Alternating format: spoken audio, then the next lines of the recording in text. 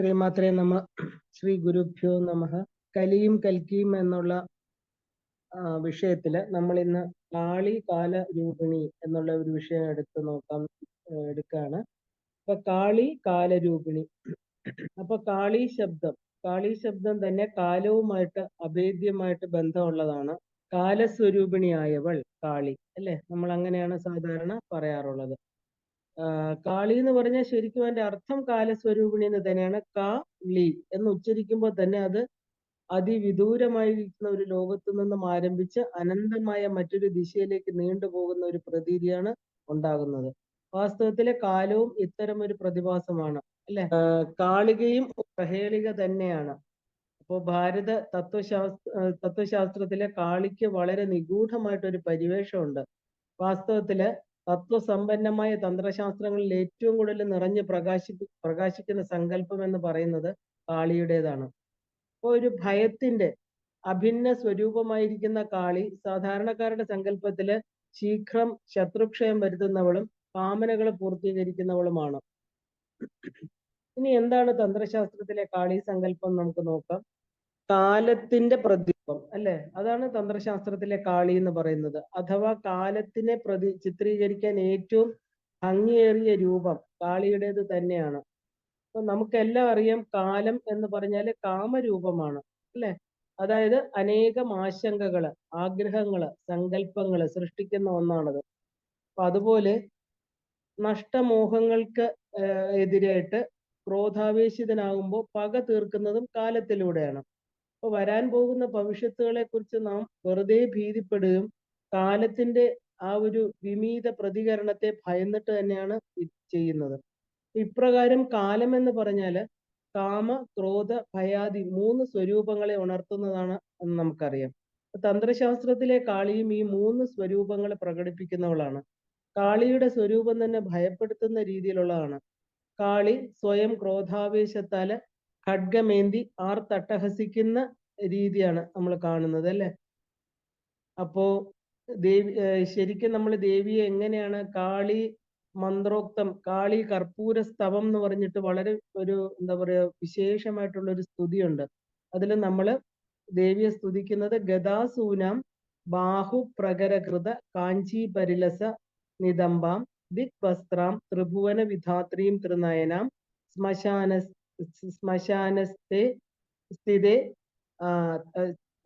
ശ്മശാനസ്ഥിതേ തൽപേ ശവഹൃദി മഹാകാലസുരത്തെ പ്രസക്വാം ത്വാം ധ്യായേൻ ജയഗ്നി ജഡചേത അഭി കവി എന്നാണ് പറയുന്നത്. ഇത് കർപ്പൂര എന്താ പറയാ കാളി കർപ്പൂര സ്തവം എന്ന് പറഞ്ഞ് വളരെ ഫേമസ് ആയിട്ടുള്ള ഒരു സ്തുതിയുണ്ട്.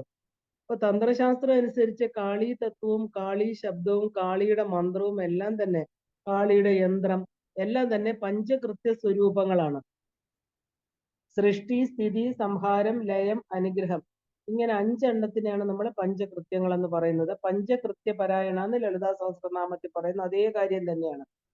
അപ്പൊ ഉണ്ടാക്കുക, അതിനെ പരിപാലിക്കുക, പിന്നീട് സംഹരിക്കുക, സംഹരിച്ചതിന് ശേഷം സൃഷ്ടി തത്വങ്ങളെ അപ്രത്യക്ഷമാക്കുക, അവ്യക്തതയിൽ നിന്ന് വീണ്ടും സൃഷ്ടിക്കപ്പെടാൻ അതിനെ അനുവദിക്കുക. ഇതിനെയാണ് നമ്മൾ പഞ്ചകൃത്യങ്ങൾ കൊണ്ട് ഉദ്ദേശിച്ചിരിക്കുന്നത്. വാസ്തവത്തിലെ കാലവും ഇത് തന്നെയാണ് അല്ലെ. ഏതോ ഒരു ശൂന്യതയിൽ നിന്ന് ജ്യോതിർഗോളങ്ങൾ മുതൽ ആരംഭിക്കുന്നു. എന്തോ അദൃശ്യ പ്രേരണ കൊണ്ട് അവ ലോകത്ത് വിന്യസിക്കുന്നു. ജീവജാലങ്ങൾ നിറഞ്ഞ് ഭൂഗോളം ഉണ്ടാകുന്നു. ഇവിടെ ഇതൊക്കെ തിരിച്ചറിയാനും രേഖപ്പെടുത്താനും മനുഷ്യ ജന്മം ഉണ്ടാകുന്നു. കാലമേറെ കഴിയുമ്പോൾ കാണപ്പെട്ടതും ഉണ്ടായതും എല്ലാം തന്നെ നാശോന്മുഖമാകാൻ തുടങ്ങുന്നു. ഒരിക്കല് വീണ്ടും ലോകം ജീവിശൂന്യമായി തീരുകയും ചെയ്യും. പിന്നീട് ജഡമായിരിക്കുന്ന ദ്രവ്യങ്ങൾ മാത്രമായിരിക്കും അവശേഷിക്കുന്നത്. ക്രമത്തില് അവയും എന്തോ ഒരു കേന്ദ്രത്തിലേക്ക് ആകർഷിക്കപ്പെട്ട് തേജോഹീനമായിട്ട് ഇരുട്ടിന്റെ ആ ഒരു ഗഹ്വരങ്ങളിലേക്ക് ലയിച്ചു ചേരുന്നു. പിന്നീട് വീണ്ടും ഇവയൊക്കെ ആരംഭം കുറിക്കുകയാണ് ഇവരെല്ലാം. വീണ്ടും ഒരു തിരശീലയിൽ എന്ന വണ്ണം നമുക്ക് ആ ഒരു സങ്കല്പ ചിത്രീകരണം നടത്താവുന്നതാണ് ഈ കാലസംക്രമണം എന്ന് പറയുന്ന ആധുനിക ശാസ്ത്രങ്ങൾ അവകാശപ്പെടുന്ന പോലെ ചേതനാശക്തിയോ ബോധമോ ഇല്ലാത്ത കുറെ ജഡകണങ്ങളുടെ ഭൗതിക ഊർജങ്ങളുടെ മാത്രം പ്രതിഭാസമല്ല എന്ന് നമുക്ക് നന്നായിട്ട് അറിയാൻ സാധിക്കും. കാരണം കാളി തത്വത്തെ നമ്മൾ നന്നായിട്ട് മനസ്സിലാക്കണം. അപ്പൊ ഈ പ്രതിഭാസങ്ങൾക്ക് പിന്നിൽ ഒരു ചേതനാ ബുദ്ധി അറിഞ്ഞ ഭാരതീയ ഋഷി ജഡങ്ങളായിരിക്കുന്ന പ്രകൃതി കണങ്ങളോ തന്മാത്രകളെയോ അല്ല സങ്കല്പിച്ചിരിക്കുന്നത്. കാരണം തന്മാത്രയെയോ കണങ്ങളെയോ ഈ ജഡ ഊർജങ്ങളെയോ കുറിച്ച് അവർക്ക് അറിവില്ലാഞ്ഞിട്ട് അല്ല. ശരിക്കും പറഞ്ഞ പ്രകൃതി നിയമം അഥവാ പ്രപഞ്ച നിയമം എന്ന ആ ഒരു നിയമം പറയുന്നവര് വേറെ ആധുനിക ശാസ്ത്രകാരൻ ചിന്തിച്ചിട്ടുണ്ടോ? സ്വയം വിവേചന ശക്തിയോ ജീവനോ ഇല്ലാത്ത കണങ്ങൾക്കും ഊർജങ്ങൾക്കും എങ്ങനെയാണ് നിയമങ്ങൾ അനുശാസിക്കാൻ കഴിയുന്നത്, നിയമം പാലിക്കാൻ കഴിയുന്നത്, അല്ലെങ്കിൽ നിയമത്തിലൂടെ സഞ്ചരിക്കാൻ കഴിയുമെന്ന് നമ്മൾ ചിന്തിക്കണം. കാരണം ഈ പ്രകൃതി ചില വ്യക്തമായിട്ടുള്ള നിയമങ്ങളുടെ അടിസ്ഥാനത്തിലാണ് പ്രവർത്തിക്കുന്നത്. നിയമം ഉണ്ടാക്കണമെങ്കിൽ അത് പാലിക്കപ്പെടണമെങ്കിലും അതിനൊരു പ്രത്യേക ലക്ഷ്യമുണ്ടായിരിക്കണം, അല്ലെ? ആ ലക്ഷ്യത്തിന്റെ പേരാണ് പ്രപഞ്ച നിയന്ത്രണം. ഇപ്പൊ നിയന്ത്രണം വേണ്ടെങ്കിൽ നിയമവും വേണ്ട, ആവശ്യമില്ല. ഇപ്പൊ പ്രപഞ്ചത്തിൽ ജഡമോ ചേതനമോ ആയിട്ടുള്ള എന്തെങ്കിലും നിയമം കാണുന്നുണ്ടെങ്കിൽ അതിന് പിന്നിൽ ഏതോ ഒരു നിയന്ത്രണത്തിന്റെ ആവശ്യകത തീർച്ചയായിട്ടും ഉണ്ട്. ഇപ്പൊ ലോകത്തിലെ ചലനങ്ങൾക്ക് ഒരു നിയന്ത്രണവും ഭംഗിയും വേണമെന്നുള്ളത് ആരുടെ ആവശ്യമാണ്? രസപദാർത്ഥങ്ങൾ തിളച്ചു മറിയുന്ന വിദൂരതയിലുള്ള വലിയൊരു നക്ഷത്രത്തിന്റെയോ? അതോ ആരാണ് ഇതിന്റെ എല്ലാം പിന്നിലെന്ന് നമ്മൾ ചിന്തിക്കേണ്ടിയിരിക്കണം. ഇവയ്ക്കെല്ലാം ഉത്തമമായിരിക്കുന്ന കാലസ്വരൂപിണിയായിരിക്കുന്ന പ്രകൃതിയിലെ സമസ്ത ശക്തികളുടെയും സ്വരൂപിണിയായിരിക്കുന്ന കാളികാദേവി. ഇപ്പൊ പ്രപഞ്ചത്തിലെ പ്രതിഭാസങ്ങളും നിയമങ്ങളും നിലനിന്ന് പോരുന്നതിന്റെ കാരണം ഈ വിശ്വബുദ്ധിയാണ്. എപ്രകാരമാണോ അതിനെ നിയന്ത്രിക്കുന്നത് അതുകൊണ്ട് മാത്രമാണ് ഈ പ്രപഞ്ചം ഇങ്ങനെ താളനിബദ്ധമായിട്ട് നടന്നു പോയിക്കൊണ്ടിരിക്കുന്നത്. ഈ ഇച്ഛാസ്വരൂപമാണ് അതിസൂക്ഷ്മ തലത്തിലെ പ്രപഞ്ചത്തിന്റെ സർവ്വ ചലനങ്ങളെയും കോർത്ത് കിടക്കുന്നതെന്ന് നമ്മൾ കണ്ടെത്താൻ കഴിയും. ഇവിടെയാണ് ഇതിന്റെ സർവ്വ ചലനങ്ങളുടെ ആരംഭം. എവിടെയാണ്? ഇതിന്റെ ഏറ്റവും സൂക്ഷ്മമായിരിക്കുന്ന ഒരു തലമുണ്ട്. അപ്പൊ നമ്മള് അങ്ങനെ ഒരെണ്ണം കണ്ടെത്താൻ സാധിച്ചാൽ അത് നാനാവികാരങ്ങളാൽ മതിക്കപ്പെടുന്ന എന്താ പറയാ ഒരു ആധുനിക ചിന്തകൻ പറയുന്ന പോലെ ഒരു തലമല്ലത്.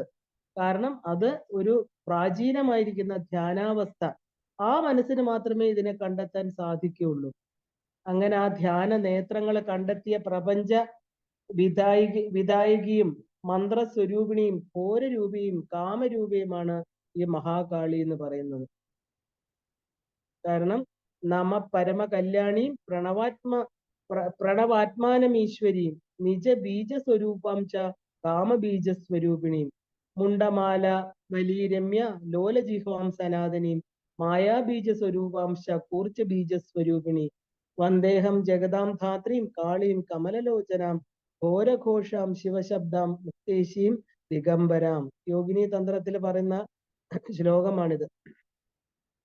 ബ്രഹ്മാവിഷ്ണുക്കള് പ്രാർത്ഥിക്കുകയാണ്, എല്ലാ നന്മകളും ചെയ്യുന്നവളും ഈശ്വര സ്വരൂപിണിയും ആയിരിക്കുന്ന ഹേ മഹാകാളി, അവിടുന്ന് പ്രണവ സ്വരൂപിണിയും കാമബീജ സ്വരൂപിണിയും മായാബീജ കൂർച്ച ബീജ സ്വരൂപിണിയുമാകുന്നല്ലോ.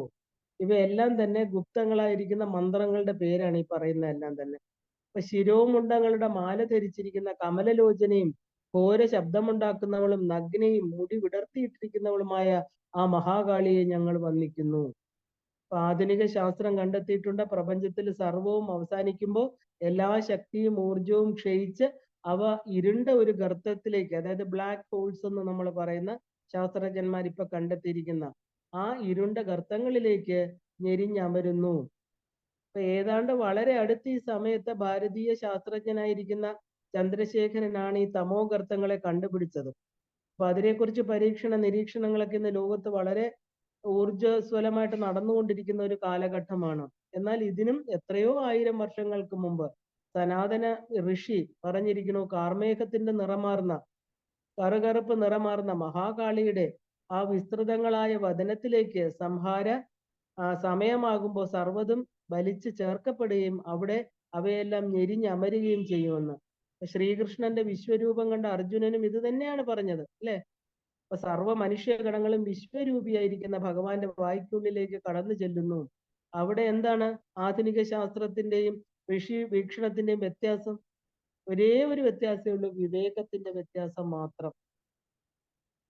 അപ്പോ പുരാണങ്ങളിലെ കാളി സങ്കല്പം എന്ന് പറഞ്ഞാല് ദേവി ശക്തി എന്ന ആ ഒരു ഒരു ഒരു വിഷയമാണ് നമ്മൾ കാണുന്നത്. ദേവിയുടെ ശക്തി പ്രപഞ്ച കർത്തൃ കാരകന്മാരായിരിക്കുന്ന ദേവി തന്നെയാണ് അവരോധിച്ചിട്ടുള്ള ബ്രഹ്മ വിഷ്ണു മഹേശ്വരന്മാരിലൂടെ സൃഷ്ടി സ്ഥിതി സംഹാരങ്ങള് നടത്തുന്നവളായിട്ടാണ് ഈ ശക്തിയെ നമ്മൾ പറയുന്നത്.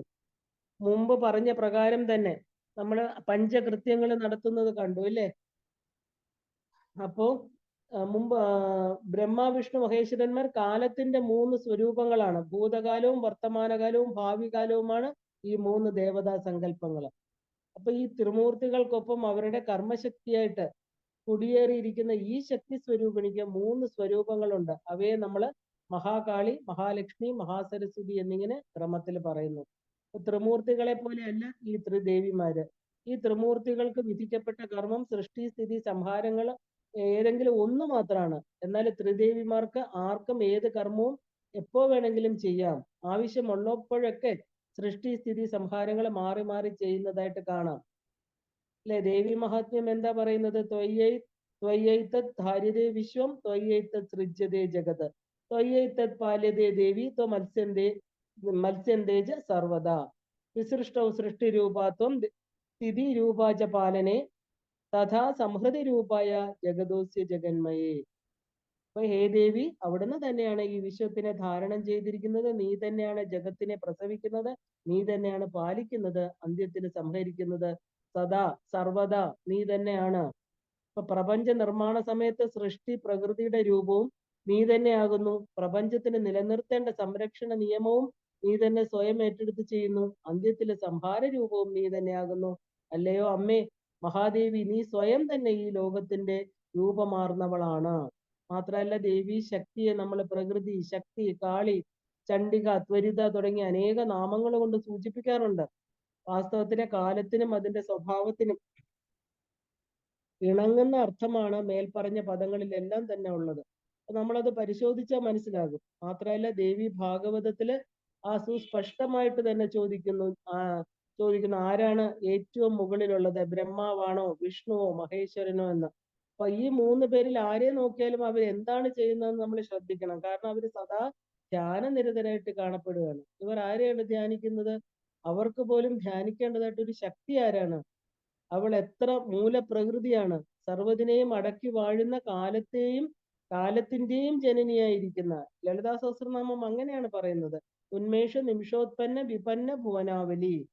ദേവിയുടെ നേത്രങ്ങൾ ഒന്ന് ചിമ്മി തുറക്കുമ്പോഴേക്കും അനേകം കോടി ബ്രഹ്മാണ്ടങ്ങളുടെ സൃഷ്ടി സംഹാരങ്ങള് കഴിഞ്ഞിരിക്കും. അപ്പൊ കാലത്തിന്റെ അനിർവചനീയമായ അനന്തതയാണ് ഈ നാമത്തിന്റെ സന്ദേശം എന്ന് നമുക്ക് കാണാം. അപ്പൊ നമ്മൾ പറയാറുണ്ട് യമനെയാണ് നമ്മൾ കാലത്തിന്റെ സർവാധികാരിയായിട്ട് കാണുന്നത് അല്ലെ? യമൻ എന്ന് പറഞ്ഞാല് കാലത്തിന്റെയും മരണത്തിന്റെയും സർവാധികാരി. കാലത്തിന്റെ അധിഷ്ഠാന ദേവതാ സങ്കല്പങ്ങളില് യമൻ അഥവാ ധർമ്മരാജാവ് എന്ന് പറയുന്നത് അനിഷേധ്യമായിട്ടുള്ള സ്ഥാനമാണുള്ളത്. യമൻ കാലത്തിന്റെ സംഹാര പ്രതീകമാണ്. സർവ്വതിനെയും സംയമിപ്പിക്കുന്നവൻ, എല്ലാത്തിന്റെയും പര്യവസാനത്തിൽ നിയോഗിക്കപ്പെട്ട പരമാധികാരി. യമന് മുന്നിൽ നിന്നും സൃഷ്ടിയിൽ യാതൊന്നിനും എന്താ പറയാ പൂർണ്ണ വിജയമില്ല. അപ്പൊ ചരിത്രങ്ങൾ യമനിൽ നിന്ന് ആരംഭിച്ച് യമനിൽ തന്നെ അവസാനിക്കുന്നതായിട്ട് നമുക്ക് കാണാം. അപ്പൊ മൃത്യുവിൽ നിന്ന് രക്ഷപ്പെടാനാണല്ലോ പുരാണ കാലത്തെ ഈ പറഞ്ഞ അസുരനാണെങ്കിലും ശരി, ആധുനിക കാലത്തെ മനുഷ്യനായാലും നിരന്തരം പരിശ്രമിച്ചു കൊണ്ടിരിക്കുന്നത്. എന്നാൽ ഇന്ന് വരെ ആ യജ്ഞം വിജയിച്ചിട്ടില്ല, ഇനിയൊട്ട് വിജയിക്കുകയില്ല. കാരണം എന്താണ്? കാരണം ഈ മനുഷ്യരെന്ന് വിചാരിക്കുന്നത്, അല്ലെങ്കിൽ മനുഷ്യർക്ക് മാത്രമാണ് ഇങ്ങനെ ഒരു ചിന്ത ഉണ്ടാകുന്നത്. കാരണം അവരാണ് ഈ ധനം മുതലായ ഭൗതിക സുഖങ്ങളിൽ ബുദ്ധിഭ്രമം സംഭവിച്ച മൂഢന്മാരാണ്. പരലോകത്തെ നേടാനുള്ള മാർഗങ്ങളെ കുറിച്ച് ഒരറിവുമില്ല. ഈ ലോകം മാത്രമാണ് വാസ്തവം എന്നുള്ള ചിന്തയിൽ കഴിയുന്നവരാണ് അവര്. അപ്പൊ പരലോകം എന്നൊന്നില്ല എന്ന് വിചാരിക്കുന്ന അവരാണ് എന്റെ അധീനതയിലേക്ക് തന്നെ വീണ്ടും വീണ്ടും വന്നുകൊണ്ടിരിക്കണമെന്ന് യമൻ തന്നെ പറയുന്നുണ്ട് കഠോപനിഷത്തില്. കാരണം കഠോപനിഷത്തിലെ ജിജ്ഞാസുവായിരിക്കുന്ന നചികേതസിനോട് മരണദേവനായിരിക്കുന്ന യമൻ തന്നെ പറയുകയാണ് മേൽപ്പറഞ്ഞ വാക്കുകൾ. എന്താ? ജനനത്തിലൂടെ ഒരു ലോകത്തേക്കാണ് നാം വന്നതെങ്കിൽ മരണത്തിലൂടെ അത് മറ്റൊരു ലോകത്തിലേക്ക് പോവുകയാണ്. ഇത് അംഗീകരിക്കാനുള്ള സാമാന്യ ബോധം പോലും സുഖങ്ങളിൽ മയങ്ങിപ്പോയ മനുഷ്യർക്കില്ല.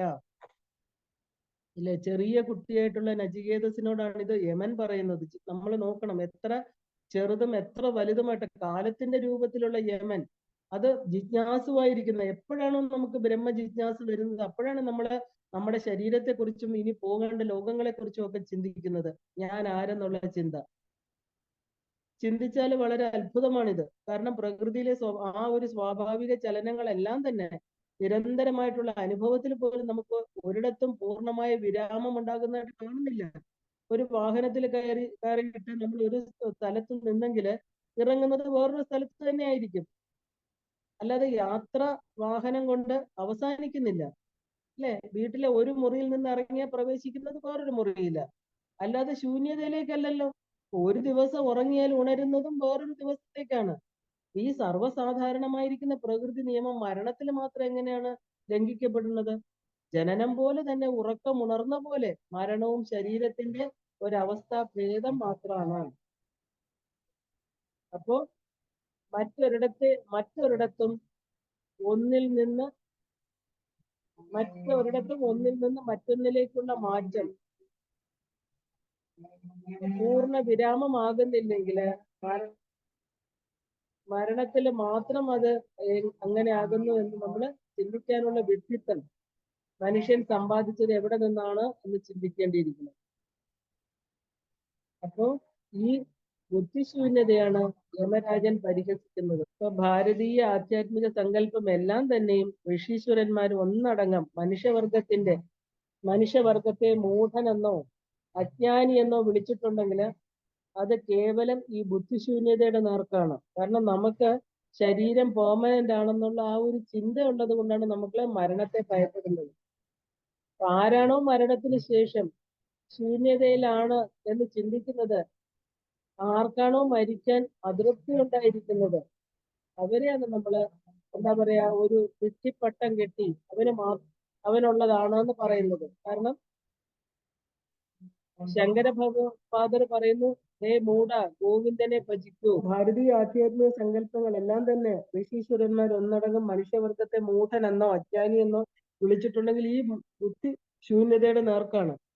കാരണം ആരാണോ മരണത്തിന് ശേഷം ശൂന്യതയാണെന്ന് ചിന്തിക്കുന്നത്, ആർക്കാണോ മരിക്കാൻ അതൃപ്തി ഉണ്ടാകുന്നത്, അവരെയാണ് നമ്മൾ വിഡ്ഢി എന്ന് വിളിക്കുന്നത്, അല്ലെ? അപ്പോ ഹേ മൂഢ ഗോവിന്ദനെ ഭജിക്കൂ എന്ന് ആസന്ന മരണകാലത്ത് സംസ്കൃത വ്യാകരണം നിന്നെ രക്ഷിക്കില്ല എന്ന് ഭഗവത്പാദര് ആ മോഹമുദ്ഗര സ്തോത്രം ശങ്കരാചാര്യ സ്വാമികൾ തന്നെ പറയുന്നുണ്ട്, അല്ലെ? മൂഢ ശബ്ദം. അപ്പൊ ഈ ഒരു ദയ കൊണ്ടാണ് അദ്ദേഹം മൂഢ എന്ന് വിളിക്കുന്നത്. അത് അറിയുന്നില്ലല്ലോ. അപ്പൊ മരണത്തിനോടുള്ള മനുഷ്യന്റെ വെറുപ്പും ഭയവും കാലസ്വരൂപിയായിരിക്കുന്ന യമധർമ്മനെ ക്രൂര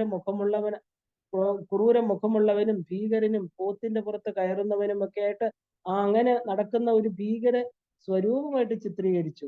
അപ്പൊ നമ്മളെ മലയാളികള് കാലം എന്ന തത്വാർത്ഥത്തെ ഈ ഭയം കൊണ്ടാണ് നമ്മൾ കാലൻ എന്ന് വരെ ഇങ്ങനെ പേര് വെച്ചിരിക്കുന്നത്. അപ്പൊ കാലൻ പോത്തിന്റെ പുറത്ത് കയറി വരും എന്നൊക്കെ ആ ഒരു പ്രസ്താവ്യത്തെ ബാല്യകാലത്ത് ചിരിച്ചു തള്ളിക്കളയുമ്പോൾ വാർദ്ധക്യത്തിന്റെ ആ നിസ്സഹായമായിരിക്കുന്ന അവസ്ഥയില് അതിനെ ഒരു ഭീകര യാഥാർത്ഥ്യമായിട്ട് നമ്മൾ സ്വീകരിച്ചു പോരുന്നു, അല്ലെ?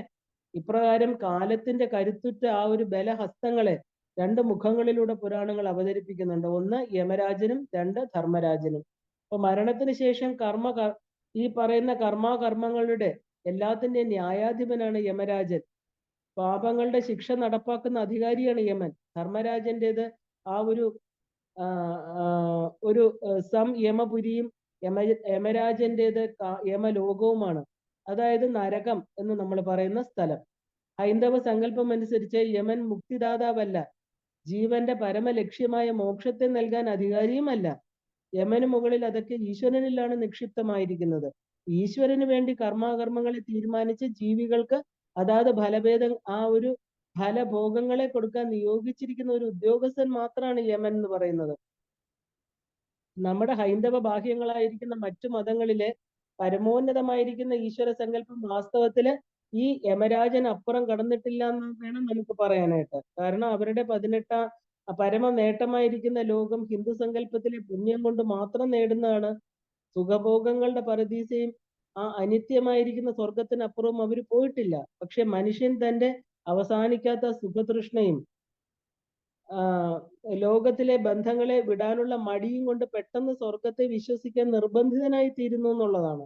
അപ്പം സ്വയം തെറ്റെന്ന് അറിഞ്ഞുകൊണ്ട് ചെയ്തു പോയ കുറ്റങ്ങളുടെ മനസാക്ഷി കുത്തലിൽ നിന്ന് അവർ നരകത്തെയും സ്വീകരിച്ചു പോരുന്നു എന്നുള്ളത് മാത്രമേ ഉള്ളൂ.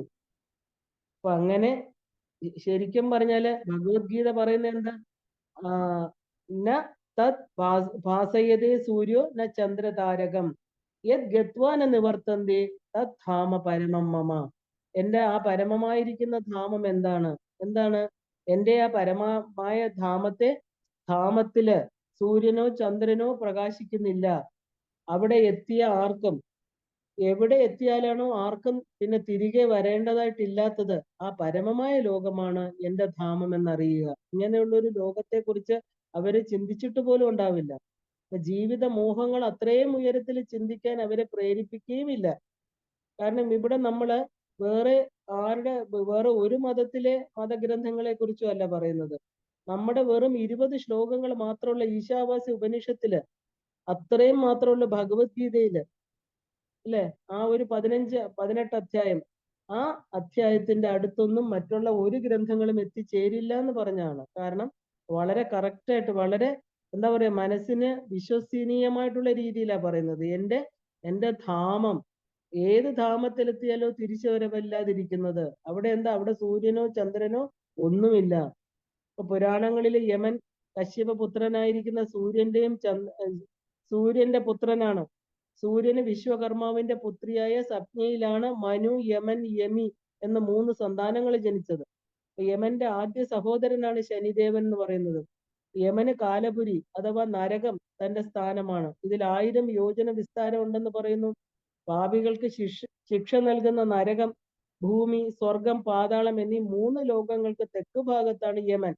അപ്പൊ കാലരൂപനായിട്ട് ഇവിടെ ഇരുന്നു കൊണ്ട് കർമ്മങ്ങൾക്കുള്ള പ്രതിഫലം ഇവിടെ നൽകുന്നു എന്ന് പറയുന്നു. അപ്പോ സത്യയുഗത്തിലെ ദേവത ബ്രഹ്മാവും, ത്രേതായുഗത്തിലെ സൂര്യനും, ദ്വാപര യുഗത്തിലെ വിഷ്ണുവും, കലിയുഗത്തിലെ ശിവനുമാണ് അതാത് യുഗ ദേവന്മാര്. നമ്മളെ കാലസ്വരൂപിണിയായിരിക്കുന്ന കാളിയെ കുറിച്ചാണ് ഇത്രയും കേട്ടത്. കാലം എന്താണ്? കാലൻ ആരാണ്? അല്ലെ? ഇനി നമുക്ക് കലിയുഗത്തിലുള്ള സ്വഭാവ വിശേഷങ്ങൾ എന്താണ് എന്ന് നോക്കാം. കാരണം വളരെയധികം എടുത്തു പറയാൻ കാരണം വളരെയധികം പ്രത്യേകതയുള്ള സ്വഭാവ വിശേഷങ്ങളാണ് കലിയുഗത്തിലെ മനുഷ്യര് പ്രകടിപ്പിക്കാറുള്ളത്.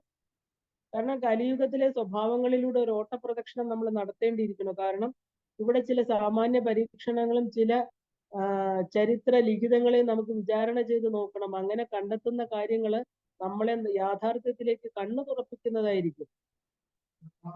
കാരണം മുൻപ് പറഞ്ഞതുപോലെ കലിയുഗം എന്ന അവസ്ഥ വാസ്തവത്തില് മാനസികവും ബൗദ്ധികവുമായിട്ടുള്ള ഒരു അപക്വതയുടെ കാലഘട്ടമായിരിക്കും എന്ന് നമുക്കറിയാം.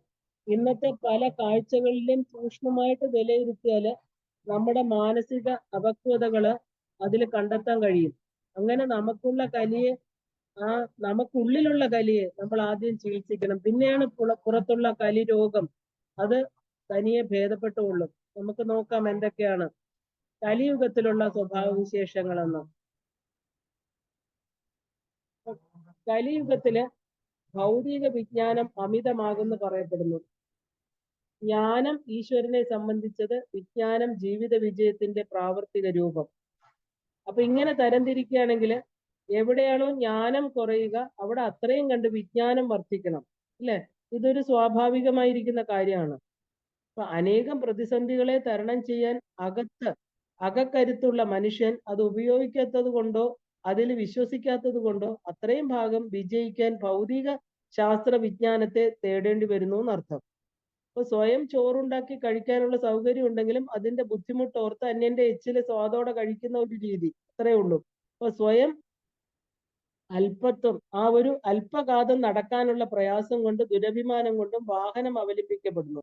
അങ്ങനെ വാർദ്ധക്യമാകുന്നതിന് മുമ്പ് തന്നെ ശയ്യാഗ്രസ്തമാകുന്നു. അപ്പൊ കലിയുഗം യന്ത്രങ്ങളെ കൊണ്ട് പെരുകി അവസാനം മനുഷ്യ ബുദ്ധി രൂപം നൽകുന്ന യന്ത്രങ്ങളെ തന്നെ മനുഷ്യരെ ബന്ധിതനാക്കി ആ അവസ്ഥയിൽ കൊണ്ട് എത്തിക്കുന്നതായിട്ട് നമുക്ക് കാണാം. അപ്പൊ ഭൗതിക അതിബുദ്ധിക്ക് കാരണം എന്താ? മനസ്സിന്റെ ലോല വികാരങ്ങളുടെ പൂർത്തീകരണമാണ്, അല്ലെ? അപ്പൊ കലിയുഗം താഴേക്കിടയിലുള്ള മാനസിക വികാരങ്ങളുടെ തലമാണെന്ന് കാണാം. അപ്പൊ അതിന് ഊന്നുപടിയാകാൻ മനുഷ്യബുദ്ധി അകത്തു നിന്നും പുറത്തേക്ക് കുറേശ്ശെ പ്രവഹിക്കും. അപ്പൊ ഇങ്ങനെയാണ് അമിതമായിരിക്കുന്ന വിജ്ഞാന പ്രസരണം ഉണ്ടാകുന്നത്. അപ്പോ ഭൗതികതയ്ക്ക് അടിവരയിടാൻ ഈ ഈശ്വര നിഷേധം ഉണ്ടാകണം, അല്ലെ? ആയതുകൊണ്ട് പ്രകൃതിയുടെ നിയമങ്ങളെല്ലാം നിയമങ്ങളെയും ഈശ്വരനെയും നിഷേധിക്കുന്ന ശാസ്ത്രങ്ങളെ ആത്മരക്ഷയ്ക്കായിട്ട് അവർ രചിക്കുകയുള്ളൂ. അപ്പൊ എന്നാൽ അവരറിയുന്നില്ല മനുഷ്യഭാവത്തിൽ വരുന്നതെല്ലാം ഭൗതികമായി സാധ്യമാകുന്നതാണ് എന്ന്. ഒന്നും അസാധ്യമല്ല. കാരണം ഓരോന്നിലും സൃഷ്ടിയുടെ പൂർണ്ണതയുണ്ട്. അപ്പൊ അങ്ങനെയെങ്കിൽ ഈശ്വരാനുഭവം എന്ന ഭാവന എന്തുകൊണ്ട് സാധ്യമാവുന്നില്ല? അതും സാധ്യമാണെന്ന് വിശ്വസിച്ച് ശ്രമിച്ചാലേ സംഭവിക്കുള്ളൂ. ഏത് തെളിവിന്റെയും യുക്തിയുടെയും അടിസ്ഥാനത്തിലാണ് മനുഷ്യൻ എക്സ്റേ കണ്ടുപിടിച്ചത്? അല്ലെ? റേഡിയോ തരംഗം കണ്ടെത്തിയത്? നമുക്ക് നോക്കാം. മനുഷ്യന്റെ കണ്ടെത്തലുകളെല്ലാം തന്നെ അത് അസംഭാവ്യമെന്ന് തോന്നിയാലും മനസ്സാൽ സങ്കല്പിക്കാമല്ലോ. അപ്പൊ ഭാവനയിൽ ഉരുത്തിരിഞ്ഞെങ്കിലേ കാലം കൊണ്ടത് വെളിയിലും ദൃശ്യമാകും. ഇതൊരു സാധാരണ പ്രകൃതി നിയമം മാത്രമാണ്. ഇങ്ങനെയാണ് ലോകത്തിലെ ശാസ്ത്രീയ കണ്ടുപിടുത്തങ്ങളെല്ലാം ആവിർഭവിച്ചത്. അതായത് ഭാവനകള് യാഥാർത്ഥ്യമായി എന്നർത്ഥം. ഇപ്രകാരം ഭാവനയുടെ ശക്തിയില് ആ ഒരു ഈശ്വരനെയും സാക്ഷാത്കരിക്കാൻ കഴിയും എന്നർത്ഥം. ഇതൊരു അത്ഭുത യാഥാർത്ഥ്യമാണ് അല്ലെ? ശരിക്കും ഇത് അത്ഭുതമല്ല, നമ്മൾ യാഥാർത്ഥ്യമായിട്ട് കാണേണ്ട ഒരു വസ്തുതയാണ്. എന്നാൽ ദുർബലതയാണ് കലിയുഗത്തിലെ മുഖമുദ്ര എന്ന് പറയാം. അതുകൊണ്ട് ആ ദുർബലതയുടെ പ്രതീകം എന്നോണം മനുഷ്യൻ ഈശ്വര നിഷേധിയായിട്ട് തുടരുന്നു. അതിന് സമർത്ഥമേകാൻ സ്വബുദ്ധിയിൽ തോന്നുന്നതെല്ലാം ശ്രമം ചെയ്ത് ആവിഷ്കരിക്കുകയും ചെയ്യും. ഇങ്ങനെ കലിയുഗത്തില് ഭൗതിക വിജ്ഞാനം വിപുലമാകണം. മറ്റ് യുഗങ്ങളില് ഈശ്വര ബോധത്തിന്റെ ദൃഢത കൊണ്ട് അത്രയേറെ ഭൗതികതയെ ആശ്രയിക്കേണ്ടി വരുന്നില്ല. ഇന്ന് ഫാനും എ സിയും ഇല്ലാതെ ചിലർ ഉറങ്ങുന്നില്ല അല്ലെ? 100 വർഷത്തിന് മുമ്പ് ആരും ഈ ഭൂമുഖത്ത് ഉറങ്ങിയിട്ടുണ്ടാവില്ലേ? ചിന്തിച്ചു നോക്കൂ. കാരണം സുഖം അന്നും ഇന്നും എന്നും ഒരുപോലെ തന്നെയാണ്. അതുകൊണ്ട് ഭൗതികതയുടെ അതിപ്രസരത്തോടു കൂടിയുള്ള ഇന്നത്തെ മനുഷ്യരാണ് സുഖിമാന്മാർ, ഭാഗ്യവാന്മാർ എന്ന് പറയുന്നതിൽ ഒരർത്ഥവുമില്ല. കാരണം കലിയുഗത്തിലെ മനുഷ്യന് ഏറ്റവും കൂടുതൽ ഊർജം നഷ്ടപ്പെടുന്നത് സംഭാഷണം ചെയ്യുന്നതിലായിരിക്കും. മനസ്സ് നിയന്ത്രണമല്ലാത്തത് കൊണ്ട് സങ്കല്പങ്ങൾ അധികമാകും. സങ്കല്പങ്ങൾ വളരുമ്പോൾ ചിന്തകൾ പെരുകും. ചിന്തകൾ പെരുകും തോറും അത് മുഴുവനും പ്രകാശിപ്പിക്കാൻ മറ്റൊരു പ്രകടനത്തിനും കഴിയാതെ വരുമ്പോൾ ആശയങ്ങള് അല്ലെങ്കിൽ ആവശ്യങ്ങൾ അത്യാവശ്യമായി തീരും. ശബ്ദം കൂടുതൽ പ്രകടിപ്പിക്കേണ്ടതായിട്ട് വരുന്നു. ആകയാൽ കുറഞ്ഞ സമയത്തിനുള്ളിൽ കൂടുതൽ കാര്യങ്ങൾ അവതരിപ്പിക്കേണ്ടി വരുന്നു. അതുകൊണ്ട് തന്നെ ഏറ്റവും വേഗത്തിൽ പറയാനുള്ള വഴിക്കാണ് അനേക ഭാഷകൾ രൂപം കൊള്ളുന്നത്. ശാസ്ത്രീയ ബന്ധിതമായിരിക്കുന്ന സംസ്കൃതം പോലെയുള്ള പ്രാചീന ഭാഷകൾ പലരും ഉപയോഗിക്കുകയില്ല. കാരണം അത് അനാവശ്യമായിട്ട് ഉപയോഗിക്കാൻ സാധ്യമല്ല.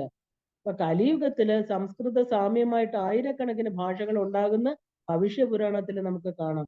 ഇംഗ്ലീഷ് മുതലായ ഇത്തരം ഭാഷകളെ ശ്രദ്ധിക്കൂ. അതില് സംഭാഷണ വേഗതയാണ് ആ ഒരു ശൈലി. അതിന്റെ ശൈലി അതാണ്. അപ്പൊ അനിയന്ത്രിതമായിട്ടിരിക്കുന്ന ചിന്തകൾ കൊണ്ട് നമ്മൾ കൂടുതൽ ശബ്ദം പുറപ്പെടുവിക്കുന്ന പോലെ ആ ഒരു നിയന്ത്രണമില്ലാത്ത പ്രവൃത്തിയിലോ ആ ഒരു എന്താ പറയുക അനേക ശബ്ദങ്ങള് അതിൽ ഉണ്ടായിരിക്കും. അപ്പൊ ഇന്നത്തെ ആ ഒരു ശബ്ദ പ്രളയത്തിൽ നമ്മൾ സാക്ഷികളാണല്ലേ? ശബ്ദം പുറപ്പെടുവിക്കലും കേൾക്കലും കൊണ്ട് ശരീരവും മനസ്സും രോഗഗ്രസ്തമാകുന്നു എന്നർത്ഥം. കൂടുതൽ സംഭാഷണം ചെയ്യുന്നവര് കൂടുതൽ മനോദുർബലരായിരിക്കും. അപ്പൊ തൻ കാര്യത്തിന് മുൻതൂക്കം കൊടുക്കുന്നവരായിരിക്കും. അവരെ വളരെയധികം സൂക്ഷിക്കേണ്ടതായിട്ടുണ്ട്. ശബ്ദം കൊണ്ട് തൊണ്ടയിലെ ശക്തി ദുരുപയോഗപ്പെടുത്തും തോറും പ്രാണന്റെ ഘടകമായിരിക്കുന്ന രക്തം അത് മുതലായവയിൽ രോഗങ്ങൾ ഉണ്ടാക്കുകയും ചെയ്യും. ഹൃദ്രോഗത്തിന് പെട്ടെന്ന് അടിമയാകുകയും ചെയ്യുന്നു. അതുപോലെ ശബ്ദം കൂടുതൽ കേൾക്കുന്നവരില് വിജ്ഞാനമയ കോശമായിരിക്കുന്ന ബോധമണ്ഡലം സംശയിക്കപ്പെടുകയും അവർക്ക് മറവി, ബോധക്ഷയം, ശിരോരോഗങ്ങൾ തുടങ്ങിയവ വരികയും ചെയ്യുന്നു. ചുരുക്കത്തില് ശബ്ദിച്ചാലും ശബ്ദം കേട്ടാലും രോഗമാണ് ഫലം. ഇപ്പൊ ഇന്നത്തെ സർവ്വ രോഗങ്ങളും ശബ്ദത്തിന്റെ സൃഷ്ടിയാണ്. ശബ്ദം അധികരിച്ചത് തന്നെയാണ് കലിയുഗത്തില് മനുഷ്യൻ രോഗികളാകുന്നതിന് കാരണം. ഇപ്പൊ ശബ്ദ ദുരുപയോഗം കുറച്ചാൽ രോഗവിമുക്തരാകുന്നു. ഇതാണ് നമ്മൾ കലിയുഗത്തിൽ കാണുന്ന ഒരു എന്താ പറയാ ഒരു എല്ലായിടത്തും കണ്ടുവരുന്ന ഒരു കാര്യം. അപ്പോ കലിയുഗത്തിൽ ഇനി എന്താണ്? ആ ഒരു യുക്തിവാദം ഇല്ലെങ്കിൽ ആത്മീയത പരാജയപ്പെടും. ഇത് രണ്ടും പരാജയപ്പെടും എന്ന് പറയുന്നു. കലിയുഗത്തിലെ സംശുദ്ധമായിട്ടുള്ള യുക്തിവാദവും സംശുദ്ധമായിട്ടുള്ള ആധ്യാത്മികതയും രണ്ടും വിജയിക്കില്ല. കാരണം ഈ സത്യം ഇനിയെങ്കിലും യഥാർത്ഥ യുക്തിവാദികളും യഥാർത്ഥ സന്യാസികളും മനസ്സിലാക്കേണ്ടിയിരിക്കണം. കാരണം യഥാർത്ഥം എന്നാൽ എന്താ? അകത്തും പുറത്തും ഒരുപോലെ. കാരണം രണ്ടും ബുദ്ധി ക്ലേശം ഉണ്ടാകേണ്ട വസ്തുതയാണ്. സ്വതവേ ജീവിത ഭയമുള്ളവനെ ഈശ്വരൻ ഇല്ലെന്ന് പഠിപ്പിക്കാനും അതുപോലെ തന്നെ അത്തരക്കാരെ ഈശ്വരന്റെ യഥാർത്ഥ സ്വരൂപം പഠിപ്പിക്കാനും രണ്ടും പ്രയാസമാണ്. അതുകൊണ്ട് യുക്തിവാദ സംഘടനയിൽ ആൾക്കൂട്ടം ഉണ്ടാകാറില്ല. അതുപോലെ തന്നെ ശുദ്ധമായ സന്യാസത്തിന് പിന്നിലെ മനുഷ്യർ ചെല്ലുകയേ ഇല്ല. ഇപ്പൊ ലോകം എന്ന് പറഞ്ഞാല് വികാരപരവും സ്വരൂപമായിട്ടുള്ള ഒരു ബന്ധനാകാരവുമാണ്. അതുകൊണ്ട് തന്നെ ആ ഒരു നിർവിശേഷമായിരിക്കുന്ന ആത്മാവസ്ഥയെ പ്രാപിച്ച് മുക്തി അടയണ്ട. കാരണം ഇതൊക്കെ പറഞ്ഞു കഴിഞ്ഞാൽ എത്ര ആളുകൾ അത് വന്ന് കേട്ടത് ശ്രദ്ധിക്കും, എത്ര മേൽപ്പറഞ്ഞ എത്ര പേർക്ക് ഇത് മനസ്സിലാകും. അപ്പൊ ഈ നമ്മുടെ ഹിന്ദുക്കളുടെ ആധ്യാത്മികത ഇപ്പോഴും കഠിനമായ സംസ്കൃത ശ്ലോകങ്ങളിലും പദങ്ങളിലും പലരും ശ്വാസം മുട്ടിച്ച് നിർത്തിയാല് അങ്ങനെ നിർത്തിയിരിക്കുകയാണെന്ന് പറയാം. അപ്പോ സാഹിത്യം എല്ലാം തന്നെ ഒരു ശോഭയ്ക്കും പകിട്ടിനും വേണ്ടി പറയുന്നതാണ്. കാരണം അത് പ്രവർത്തിച്ചാല് ആ ബാധയോ ആവേശമോ അവതാരമോ അത്ഭുതമോ ജീവിത സഹായമോ ഒക്കെ ഉണ്ടെങ്കിൽ മാത്രമേ അവിടെ ആൾക്കൂട്ടം വർദ്ധിച്ചു എന്ന് വരുള്ളൂ.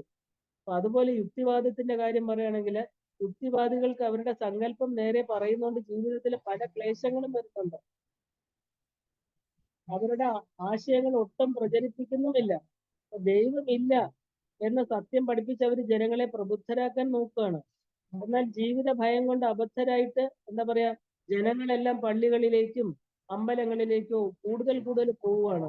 ഇതാണ് ശരിക്കും വിരോധാഭാസമായിട്ട് നമുക്ക് പറയേണ്ടത്. അപ്പോൾ ചുരുക്കത്തിലെ കലിയുഗത്തിലെ ഭൗതിക വൃത്തികൾ പലതും പരാജയപ്പെടും, പ്രഹസനങ്ങള് എന്തും മഹാവിജയം നേടുകയും ചെയ്യും. ഇനി അടുത്തതായിട്ട് കലിയുഗത്തിൽ പറയുന്നത് കലിയുഗത്തിലെ ആയുസ് അല്പമാകും എന്നാണ്. 120 അപ്പുറമുള്ള മനുഷ്യായുസ് ചുരുങ്ങി 10 20 കടക്കാത്ത ഒരു സ്ഥിതി കലിയുഗത്തിൽ എത്തുമെന്നാണ് പുരാണ ലിഖിതം. അതുപോലെ തന്നെ ശരീരത്തിന്റെ വലിപ്പം കുറയും. സാധാരണ പഴമൊഴിയിൽ പറയുന്ന കേൾക്കാം, മനുഷ്യൻ ആ ഒരു തുമ്പേൽ ചാരി, അതായത് ആ ഒരു ചെടി നിന്ന് യുദ്ധം ചെയ്യുമെന്ന്. അപ്പൊ ഇതിൽ അതിശയോക്തി ആണെന്ന് നമുക്ക് പറയരുത്. കാരണം ആധുനിക ശാസ്ത്രം മനുഷ്യ ശരീരത്തിന്റെ വലിപ്പം കുറയുന്നതിന് തെളിയിച്ചിട്ടുണ്ട്. തള്ളവിരലിന്റെ വലിപ്പമേ മനുഷ്യൻ ഉണ്ടാകുള്ളൂ എന്നാണ് അടുത്ത കണ്ടെത്തല്.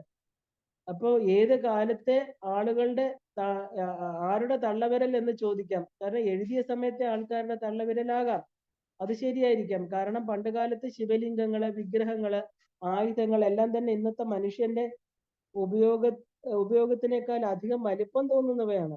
വലിപ്പം മാത്രമല്ല, ആയുസ്സും ഗണ്യമായിട്ട് കുറയുന്നുള്ളത് തെളിവുകൾ ഉണ്ട്. ഇപ്പൊ പുറം ലോകം നോക്കിയാൽ പോരെ, ഇന്ന് മധ്യവയസ്സിനപ്പുറം പലരും ജീവിക്കുന്നില്ല, അല്ലെ? പ്രവേശനമില്ലാത്ത ഒരു കാലഘട്ടമാണെന്ന്.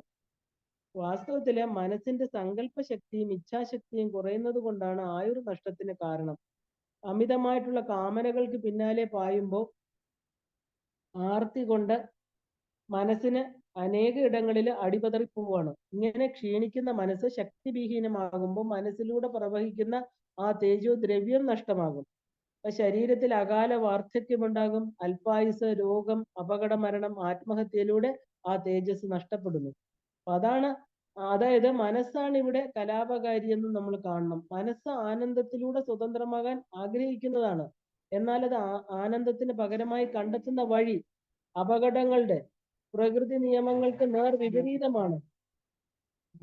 അതെന്തുകൊണ്ടെന്ന് ചോദിക്കുകയാണെങ്കിൽ മനസ്സും ശരീരവും ഒക്കെ തന്നെ ക്ഷയിക്കുന്ന കാലതത്വമാണ് കലിയുഗം.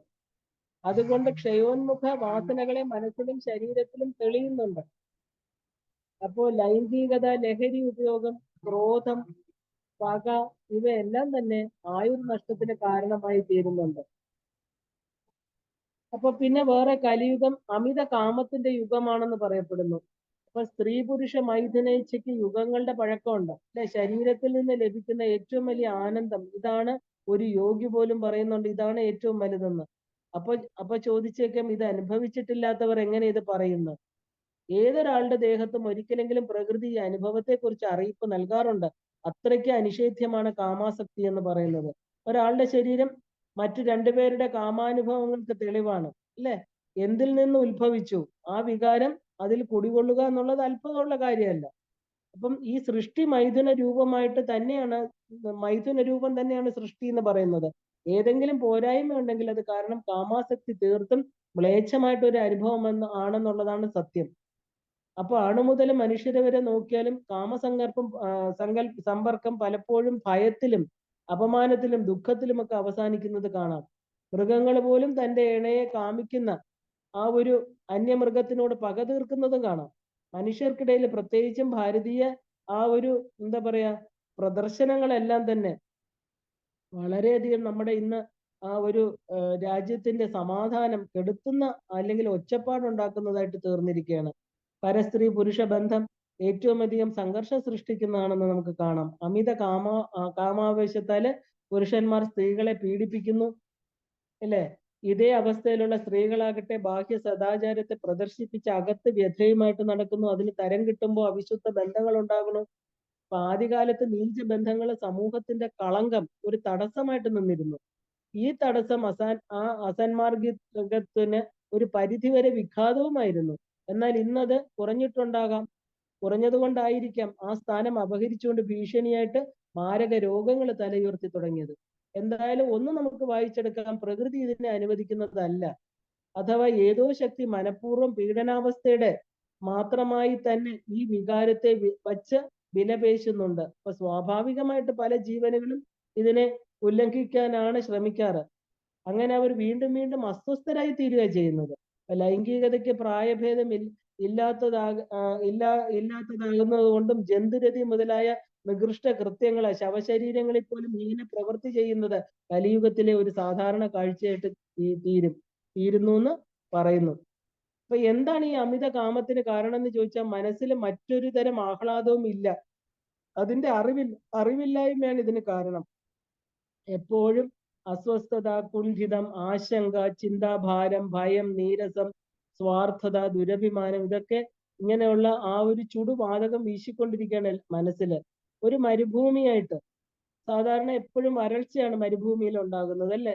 അതിൽ നിന്ന് രക്ഷപ്പെടാൻ മനസ്സ് കൊതിക്കുന്ന ഏക വഴി ആനന്ദമായിരിക്കാം. ആനന്ദത്തിന് മൈഥുന വൃത്തിയല്ലാതെ സാധാരണക്കാരന്റെ ഒരു ശരീരത്തിൽ വേറൊരു ഉപായവും ഇല്ല. അതുകൊണ്ട് അവൻ ആ പ്രവൃത്തികളിൽ ഏർപ്പെടുന്നു.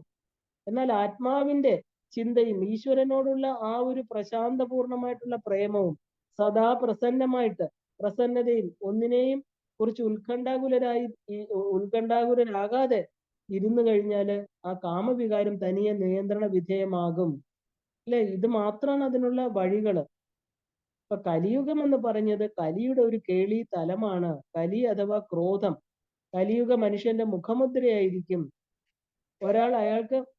ഒരാൾ അയാളുടെ എല്ലാ പ്രവർത്തികളുടെയും പിന്നില് അയാളോട് തന്നെയുള്ള ഒരു ദേഷ്യ സ്വഭാവമുണ്ട്. കാരണം പിന്നെ സമൂഹത്തിന് പറയണ്ട, കാരണം ഓരോ വ്യക്തിക്കും എന്തൊക്കെയാണ് അവരുടെ മനസ്സിൽ സംഭവിക്കുന്നത് നമുക്ക് പറയാൻ പറ്റില്ല, അല്ലെ? ഇന്ന് ഒരു തൊഴിലാളിയും മുതലാളിയും പരസ്പരം സ്നേഹിക്കുന്നില്ല എന്നുള്ളത് ഒരു സത്യമാണ്. ഒരു മകനും അച്ഛനെ സ്നേഹിക്കുന്നില്ല, ഒരു ഭാര്യയും ഭർത്താവിനോട് നിർവിശേഷമായ സമർപ്പണം ഇല്ല, ഒരു അധ്യാപകനും വിദ്യാർത്ഥികളോട് താല്പര്യമില്ല.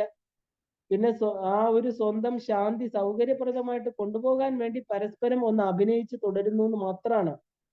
ഇപ്പൊ നീരസം, പക, വെറുപ്പ്, അതൃപ്തി, ഈർഷ്യ ഇവയെല്ലാം തന്നെ ക്രോധത്തിന്റെ പല രൂപങ്ങളായിട്ട് കാണണം. എനിക്ക് വേണ്ട പോ എന്നുള്ള ആ ഒരു തത്വമൊഴിയില് പ്രതിഷേധിക്കുന്ന ശിശു മുതല് ആ ശത്രുവിനെ അതിദാരുണമാം വിധം കൊലപ്പെടുത്തുന്ന ഭയങ്കരമായിരിക്കുന്ന ഒരു ക്രിമിനൽ വരെ ക്രോധത്തിന്റെ ഭിന്ന തലത്തിലുള്ളവരായിട്ട് കാണണം. അപ്പൊ ക്രോധം എന്ന് പറഞ്ഞാൽ സംഹാരത്തിന്റെ പ്രതിരൂപമാണ്, അല്ലെ? അപ്പൊ കലിയുഗം സംഹാര പ്രവണത കൂടിയതാണ്. ഇവിടെ ഒന്നും സൃഷ്ടിക്കപ്പെടുന്നില്ല, എല്ലാ കർമ്മങ്ങളിലും നശീകരണ പ്രവണതയായിരിക്കും ദൃശ്യമായിരിക്കുക. മനസ്സും ശരീരവും കാലഗതിക്കനുസരിച്ച് ജീർണതയെ പ്രാപിച്ചുകൊണ്ടിരിക്കുകയാണ്. അകത്ത് ആർക്കും തടയാനാകാത്ത വണ്ണം ശക്തിക്ഷയം തുടരുകയാണ്. അപ്പൊ ആ ക്ഷയത്തിന്റെ ഭാവപ്രകടനമാണ് നാം അറിയാതെ നാം പ്രകടിപ്പിക്കുന്ന നിഷേധവും ക്രോധവും എല്ലാം തന്നെ. അപ്പൊ എല്ലാറ്റിനെയും ആദ്യം ഒന്ന് നിഷേധിക്കുകയും പിന്നീട് സ്വീകരിക്കുകയും ഒന്നും ഒരിക്കലും സ്വീകരിക്കാതിരിക്കുകയും താൻ പിടിച്ച മുയലിന് 3 കൊമ്പെന്ന് പറയുകയും ഒക്കെ തന്നെ ഒക്കെ ഈ അന്ധകരണങ്ങൾ മാത്രം തിരിച്ചറിയുന്ന നമ്മുടെ അന്തരാത്മാവിന്റെ തകർച്ച ബോധമാണെന്ന് കാണണം. അപ്പൊ എപ്പോഴും എന്തെങ്കിലും ജോലി ചെയ്യുക എന്നുള്ളതാണ് ഈ അവസ്ഥയെ ജയിക്കാൻ ഏക വഴി. കാരണം ഒരു നിമിഷവും വെറുതെ ഇരിക്കരുത്, അധികം ഉറങ്ങി ശീലിക്കരുത്, അധികം ഭക്ഷണം കഴിക്കരുത്. രജോ ഗുണം എന്ന ശക്തി അത് അകത്തുറഞ്ഞുകൂടുകയും അത് പുറത്തേക്ക് പ്രസരിക്കുകയും ചെയ്യുമ്പോഴാണ് ക്രോധം ഉണ്ടാവുക. അതുകൊണ്ടാണ് എപ്പോഴും എന്തെങ്കിലും പ്രവൃത്തിയിൽ ചെയ്യാൻ പറയുന്നത്. കാരണം അകത്തുണ്ടാകുന്ന രജോ ഗുണം പ്രവൃത്തിയിലൂടെ ചോർന്നു പോകും, പിന്നെ അത് ക്രോധമായിട്ട് പുറത്തു വരില്ല. അപ്പൊ അധികം ചിന്തിക്കാതിരിക്കുകയും വേണം, എങ്കിലേ ക്രോധഭാവം തനിയെ ഇല്ലാതാകും. കാരണം ചിന്ത കൂടിയാലും കോപം വരും. ചിന്ത തന്നെ അകത്തെ ഒരു എന്താ പറയാ ഉരസലാണ് അല്ലെ. അപ്പൊ കലിയുഗത്തിന്റെ നിറം കറുപ്പാണ് എന്ന് പറയുന്നു അല്ലെ. കലിയുഗം കറുപ്പിന്റെ യുഗം എന്ന് പറയുന്നു. അപ്പോ കറുത്തവയ്ക്ക് ഏറ്റവും പ്രാധാന്യമേറുന്ന യുഗമാണിത്. കറുത്ത ലോഹമായിരിക്കുന്ന ഇരുമ്പ്, കറുത്ത പുകയുള്ള ഇന്ധനങ്ങള്, കറുത്ത നിറമുള്ള വീഥികള് ഈ യുഗത്തിന്റെ ഒരു പ്രതീകങ്ങളാണ്. കാരണം മനുഷ്യ മനസ്സുകളുടെ അകത്തെ കറുപ്പ് അപ്പൊ നമുക്ക് എങ്ങനെയാ വിവരിക്കാൻ പറ്റുക? അപ്പൊ ഇരുളിലെ കലകൾക്ക് പ്രവർത്തനത്തിന് പ്രിയം വർദ്ധിക്കും. കറുപ്പ് ഭയത്തിന്റെയാണ്, അവസാനത്തിന്റെ നിറമാണ് അല്ലെ. ആധ്യാത്മികതയെ നമ്മളെ കറുപ്പ് ആനന്ദത്തിന്റെ നിറമാണ്. ആധ്യാത്മികത എന്ന് പറഞ്ഞാൽ എന്താ? ആ കറുപ്പ് ആനന്ദത്തിന്റെ നിറമാണ് അല്ലെ. കാളിയാണ്, കൃഷ്ണനും കറുപ്പാണ്. അവര് ബ്രഹ്മാനന്ദ സ്വരൂപികളാണ്. അപ്പൊ അകത്ത് കറുത്ത നിറം എന്ന് പറഞ്ഞാൽ എന്താ? ഈശ്വര സ്വരൂപമാണ് എന്നർത്ഥം. അപ്പൊ കാമക്രോധങ്ങളെ പോലെ തന്നെ യാഥാർത്ഥ്യത്തിന്റെ വെളിച്ചമില്ലാതെ വരുമ്പോഴാണ് മനുഷ്യന് ഭയം ഉണ്ടാകുന്നത്. ചതി, വഞ്ചന, സ്വാർത്ഥത ഇവയെല്ലാം കറുപ്പാണ്. അപ്പൊ കലിയുഗത്തില് മരണത്തിന്റെ എണ്ണം കൂടുതലായിരിക്കും. മാത്രമല്ല ഇരുട്ടിന്റെ മാത്രം വികാരമാണ് മൈഥുനം. ഈ വികാരം കൂടുന്നത് കറുപ്പിന്റെ അന്തരീക്ഷത്തിലാണ്. അപ്പൊ കലിയിൽ ഇത് വളരെ കൂടുതലാണ്. കാലം അതിന്റെ സഞ്ചാരപഥത്തിലെ വിനാശത്തിലേക്ക് നീങ്ങുന്ന സമയമാണ് കലിയുഗം എന്ന് പറയുന്നത്. അപ്പൊ സംഹാരത്വത്തിന്റെ സ്വാഭാവിക ആ ഒരു സ്വഭാവമാണ് കറുപ്പ് നിറം. സംഹാരം അഥവാ ചടുല ക്രോധം, ഭയം, ഇത് രണ്ടും തന്നെ തമോ ഗുണത്തിൽ നിന്ന് ഉത്ഭവിക്കുന്നതാണ്. അപ്പൊ സംഹാരരൂപിയായിരിക്കുന്ന കാലം കറുകറുത്തവനാണ്. സാഗരം പോലെ അവൻ ആർത്തലയ്ക്കുന്നു. ആകാശം ഗഹനവും അനന്തവുമാണ്. അത് കറുപ്പിന്റെ പ്രതിരൂപമാണ് അല്ലെ. കറുപ്പിന്റെ തദ്ഭവമാണ് നീല. നീല എന്ന് പറയുന്നത് ആകാശം എന്ന് പറഞ്ഞ കറുപ്പ് കാർമേഘവും നമുക്ക് കാണാൻ പറ്റും അല്ലെ. അപ്പൊ ലോകത്തിന്റെ യഥാർത്ഥ നിറം കറുപ്പാണ്, അഥവാ ആ ഒരു ഇരുളാണ്. പ്രകാശഗോളങ്ങൾ പുനഃസൃഷ്ടിക്കപ്പെട്ടതാണ്. ഈ ഗോളങ്ങൾ ഉണ്ടാക്കുന്ന വെളിച്ചമാണ് ഇരുളിനെ അകറ്റി നിർത്തുന്നത്. അപ്പൊ സംഹാരത്തിൽ അവ പൊലിയുമ്പോൾ ലോകം സ്വാഭാവികമായിട്ടുള്ള ഇരുളിലാണ് അത് നിൽക്കുന്നത്. അതായത് രാത്രിയാണ്, വാസ്തവം പകലല്ല എന്നർത്ഥം. അപ്പൊ ഇനിയും നമ്മൾ നോക്കുകയാണെങ്കിൽ തേജോ ഗോളങ്ങളുടെ പ്രകാശം വറ്റുമ്പോൾ അവരൊരു കരിക്കട്ടയായിട്ട് തീരണം. അത് കറുത്ത നിറാണ് അല്ലെ. കത്തി നിൽക്കുന്ന വിറക് ഇരിഞ്ഞു തീർന്നാൽ എന്താണ്? അത് വെറും കരിയാണ്. അപ്പൊ ആധുനിക ശാസ്ത്രം കണ്ടെത്തിയിരിക്കുന്ന തമോ ഗർത്തങ്ങള് അല്ലെങ്കിൽ ബ്ലാക്ക് ഹോൾസ് എന്ന് പറയുന്നത് ഈ സത്യത്തെയാണ് നമുക്ക് കാണിച്ചു തരുന്നത്. അപ്പൊ കോടിക്കണക്കിന് മൈൽ വ്യാസമുള്ള നക്ഷത്ര ഭീമന്മാർ എരിഞ്ഞു തീർന്നതിന് ശേഷം അതിന്റെ ആകർഷണ ശക്തിയുടെ തീഷ്ണതയിലൂടെ സ്വയം തന്നിലേക്ക് ചുരുങ്ങുന്നു. അപ്പൊ അപ്രകാരം തന്നിലേക്ക് തന്നെ ചുരുങ്ങുന്ന ഈ ഇരുണ്ട ഗുഹകളെ പോലെ എന്തിനേയും തന്നിലേക്ക് ആകർഷിച്ച് അമർത്തി ഞെരിക്കാൻ കഴിയുള്ള ഞെരുക്കുകയാണ് കലിയുഗത്തിലെ ദുർവാസനകളാകുന്ന കറുപ്പ്. അപ്പൊ കറുത്ത വിദ്യകള്, കളികള് ഈ യുഗത്തിൽ ഒരുപാട് ആകർഷിക്കപ്പെടുന്നതായിട്ട് കാണാം. ഇപ്പൊ ഇരുളിൽ തെളിയുന്ന ദീപകോശമായിരിക്കുന്ന സിനിമ അല്ലെ, മായാജാല പ്രകടനങ്ങൾ ധാരാളം ആകർഷണീയമുണ്ട് ഇന്നത്തെ കാലഘട്ടത്തില്. ഇരുളും വെളിച്ചവും ഇടകലർത്തിയ അവ്യക്തതയില് ധ്വനിക്കുന്ന ഇരുട്ടിന്റെ സംഗീതം വലിയ ഒരു ആകർഷണമാണ്. അപ്പോ മാരകമായിട്ടുള്ള മയക്കുമരുന്നുകള്, ലഹരികൾ, ഇതെല്ലാം കറുപ്പിന്റെ ഉൽപ്പന്നങ്ങൾ തന്നെയാണ്. അപ്പൊ ഈ നശ്വരതയുടെ ലോഹമാണ് ഇരുമ്പെന്ന് പറയുന്നത്. ഇരുമ്പിന്റെ ദുർബലത നമുക്ക് വ്യക്തമാണ്. ഇത്ര വേഗം നശിക്കുന്ന മറ്റൊരു ലോഹവും ഇല്ലെന്ന് പറയാം. അതുപോലെ കറുപ്പിന്റെ ഇന്ധനമായിരിക്കുന്ന കൽക്കരി, പെട്രോള്, മറ്റും അന്തരീക്ഷത്തിനെ മലിനമാക്കുന്ന വിഷവാതകങ്ങൾ സഹിതം ഈ ഭൂമണ്ഡലം ആ ഒരു കറുപ്പിനാൽ ആവരണമായിട്ട് തീർന്നിരിക്കുകയാണ്. കാരണം നമ്മളിന്ന് കോടതികളിലെ വക്കീലന്മാരുടെ കോട്ടൊക്കെ കറുത്ത നിറാണല്ലേ. അപ്പൊ നീതി പോലും കലിയുടെ പിടിയിലാണെന്ന് അർത്ഥം. അപ്പൊ കലിയുടെ നിറം കറുപ്പാണ്, കൽക്കിയുടെയും. അപ്പൊ കലിയുഗം എന്ന് പറഞ്ഞാൽ നമ്മൾ എന്താണ്? ഒരു അരാജകത്വത്തിന്റെ യുഗമാണ് എന്ന് പറയാം.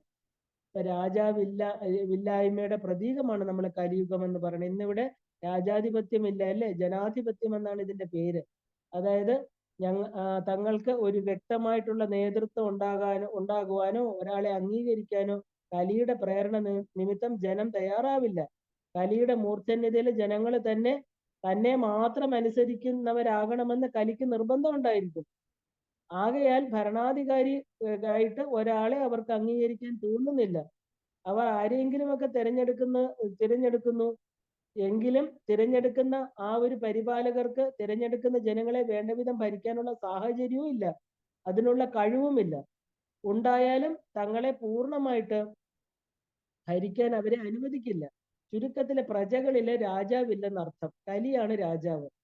അങ്ങനെ ഒരു ഏകാധിപതിയെ ഇഷ്ടപ്പെടാത്തത് കൊണ്ട് കലിയുടെ സൂത്രമാണ് ജനാധിപത്യം എന്ന് നമ്മൾ ചിന്തിക്കേണ്ടിയിരിക്കുന്നു. കാരണം ജനാധിപത്യത്തിലാകുമ്പോൾ പരീക്ഷത്തിനെ പോലെ ഒരു രാജാവ് ഉണ്ടാകുമെന്ന് കലിക്ക് ഭയക്കേണ്ടതില്ല, അല്ലെ? ആ നിയമം നടപ്പാക്കുന്ന ആ ഒരു നിയമത്തിൽ എന്താ പറയുക, വളരെ കർക്കശമായിട്ട് രാമന്റെ രാജ്യം എന്നൊക്കെ ഇന്നും നമ്മൾ പറയാൻ കാരണം എന്താ? അത്രയുമായിട്ട് നിയമപരിപാലനം നടത്തി വന്ന ഒരു കാലഘട്ടമായിരുന്നു ഈ പ്രപഞ്ചം. അപ്പൊ ജനങ്ങളെ ധർമ്മത്തിലേക്ക് നയിക്കേണ്ടത് രാജാവാണ്, അല്ലെ? നേതൃത്വം ഇല്ലെങ്കിൽ ജനങ്ങളെ സ്വയം അതിലേക്ക് പോകുന്നില്ല. അതുകൊണ്ട് രാജാവിനെ ഇല്ലാതാക്കിയാൽ കലിയുടെ ജോലി എളുപ്പമാണ്. കാരണം അധർമ്മ വാസനയുള്ള പ്രജയെ കൊണ്ട് പ്രജയെ തന്നെ ഭരിപ്പിച്ചാലുള്ള കഥ പിന്നെ നമുക്ക് പറയേണ്ട ആവശ്യമില്ല. ഇന്ന് നമ്മൾ കാണുന്ന പോലെ കലക്കവെള്ളത്തിൽ മീൻ പിടിക്കുക, അല്ലെങ്കിൽ ഭിന്നിപ്പിച്ച് ഭരിക്കുക, അതാണ് കലി. ഇപ്പൊ രാഷ്ട്രം, കുടുംബം, വിദ്യ, ശരീരം, ഈ 4 ഇടങ്ങളില് യഥാക്രമം രാജാവ്, ഗൃഹനാഥൻ, ഗുരു, ഈശ്വരൻ, ഇങ്ങനെ ഓരോ അധിപന്മാരെ സ്വീകരിച്ചവരാണ് ഹിന്ദുക്കൾ. എന്നാൽ കലിയുടെ ആ ഒരു അരാജകത്വ സ്വഭാവം നിമിത്തം ഈ 4 ഇടത്തും ഒരു നായകനില്ല എന്നുള്ളതാണ് സത്യം. ഉള്ളവർക്ക് തന്നെ ആ നടുനായകത്വവും നഷ്ടപ്പെട്ടു. ഇന്ന് രാഷ്ട്രത്തിന് ഒരു നേതാവില്ല, വീട്ടിലൊരു നാഥനുമില്ല. കാരണം അറിവിന്റെ മകുടമായിട്ട് അവരോധിക്കപ്പെട്ട ഒരു ആചാര്യനില്ല, എല്ലാ പേർക്കും സ്വീകാര്യമായിട്ടുള്ള ഒരു ഈശ്വരനില്ല. ഇതിനെ ശ്രദ്ധിച്ചാൽ തന്നെ നമുക്ക് പെട്ടെന്ന് വെളിവാകും കലി എല്ലായിടത്തും ബാധിച്ചു തുടങ്ങിയിരിക്കുന്നു. അപ്പൊ കലിയുഗം എന്ന് പറഞ്ഞാല് എന്താ, ഒരു അരാജകത്വമാണ് എല്ലായിടത്തും, രാഷ്ട്രത്തെ സംബന്ധിച്ച്, ഗൃഹത്തെ സംബന്ധിച്ച്, മനുഷ്യരുടെ ഉള്ളില്. മാത്രമല്ല കലിയുഗം വിശപ്പിന്റെ ആധിക്യ യുഗമാണെന്ന് പറയുന്നു. വിശപ്പും ദാഹവും ഉറക്കവും വളരെയധികം വർദ്ധിക്കുന്ന യുഗമാണ് കലിയുഗം. അപ്പോ കലൗ അന്നഗത പ്രാണഹ എന്നൊരു വാക്കുണ്ട്. സത്യയുഗത്തിലെ മനുഷ്യര് വായുഗത പ്രാണന്മാരായിരുന്നു. അതായത് അക്കാലത്ത് വായു ശ്വസിച്ചാൽ തന്നെ വളരെയധികം സംതൃപ്തി ഉണ്ടായിരുന്നു. വായു ഭക്ഷണം എന്നൊക്കെ നമ്മൾ കേട്ടിട്ടുണ്ട്, ഇല്ലേ? അന്ന് പ്രാണായാമം, തപസ് മുതലായവ ചെയ്യുന്ന യോഗിമാർക്ക് കേവലം വായു ശ്വസിച്ചാൽ തന്നെ ആഹാരം കഴിച്ച അനുഭവമാണ്. ത്രേതായുഗത്തിലെ അഗ്നിഗത പ്രാണന്മാരായിട്ട് തീർന്നു. യാഗാഗ്നിയിൽ ആഹൂതി അർപ്പിച്ചാൽ പോലും അവർക്ക് ആഹാരം കഴിക്കുന്നതിന് തുല്യമായിരുന്നു. ദ്വാപരത്തിലാണെങ്കിൽ അന്നം എന്ന് പറയുന്നത് ജലഗതമായിട്ട്, അന്ന് ജലം കുടിച്ചാൽ പോലും അന്നത്തിന്റെ ഫലം കിട്ടുമായിരുന്നു. വിശപ്പ് മാറാൻ ജലപാനം ധാരാളമായിരുന്നു. ഇന്നും സംശുദ്ധ ഗംഗാജലത്തിന് ആ ഗുണമുണ്ട്. ഗംഗാജലം കുടിച്ചാല് വിശപ്പില്ല എന്ന് പറയാറുണ്ട്, അല്ലെ? അപ്പൊ അങ്ങനെ ആ ഒരു ക്രമത്തിലെ കലിയുഗത്തിലെ പ്രാണൻ ഭൂമിഗതമായി, അതായത് ആഹാരത്തിലെ പ്രാണശക്തി കുടികൊണ്ടു എന്നർത്ഥം. ആകയാല് ആ ഒരു സ്ഥൂലമായിട്ടുള്ള ആഹാരം കഴിക്കാതെ പ്രാണന് നിലനിൽക്കാൻ സാധ്യമല്ലാതെ വന്നു. അന്നമയ കോശം അഥവാ ശരീരം കലിയുഗത്തിലെ ഏറ്റവും വലിയ ഒരു ശ്രദ്ധാവസ്തുവാണ്. ഏതൊന്നിലാണോ യുഗങ്ങളോളം യാതൊരു ശ്രദ്ധയുമില്ലാതെ വനാന്തരത്തിലെ ഋഷീശ്വരന്മാര് വലിച്ചെറിഞ്ഞത്, ആ വസ്തു ഇന്ന് ഇവിടെ പരമമായിട്ടുള്ള പ്രാധാന്യം നേടിയിരിക്കുന്നു. അപ്രകാരം ശരീരത്തിനോടുള്ള ഒരു അത്യാസക്തി കൊണ്ടാണ് ഇവിടെ വിശപ്പ് അധികരിച്ചിരിക്കുന്നതെന്ന് മനസ്സിലാക്കണം. മാത്രമല്ല ജീവിത ദുഃഖം, ജീവിത സുഖം, ഈ 2 അവസ്ഥകളിലും ഒരാൾക്ക് വിശപ്പ് ഇരട്ടിക്കുക ചെയ്യുന്നത്. അങ്ങനെ കലിയുഗം എന്ന് പറഞ്ഞാല് കാളിയുഗമാണ്, അല്ലെ? കലിയുഗം ഈസ് ഈക്വൽ ടു കാളിയുഗം. അതായത് സ്ത്രൈണതയുടെ ആ ഒരു യുഗം. കലിയുഗത്തിന് പൊതുവെ സ്ത്രൈണതയാണ്, അല്ലെ? നമുക്ക് ആ ഒരു ചഞ്ചലത്വം, കപടത്വം അധികമാണ്. ഇതൊക്കെ നാരീ സ്വഭാവം, സ്ത്രീയുടെ സ്വഭാവം എന്നാണ് വൈപ്പ്. ഇപ്പൊ ലോകത്തിലുള്ള ഏത് നാരിയിലും ചഞ്ചലത്വം പൂർണ്ണമായിട്ടുണ്ടാകും. അത് സാഹചര്യങ്ങൾ അനുസരിച്ച് മാറുമെന്നുള്ളതേ ഉള്ളൂ. അതുപോലെ കപടതാശീലം എന്താ, ഇതൊന്നും പുരുഷന്മാർക്കില്ലേ എന്ന് നമുക്ക് ചോദിക്കാം. സത്യം പറഞ്ഞാല് കലിയുഗത്തിലെ പുരുഷന്മാരിലാണ് കാപട്യവും ചപലതയും ഏറ്റവും അധികം കാണുന്നതും. അത്രത്തോളം ഇന്നത്തെ സ്ത്രീകളിൽ ഇല്ല എന്ന് തന്നെ പറയാം. എന്നാലും എന്തിനാണ് മേൽപ്പറഞ്ഞ സിദ്ധാന്തം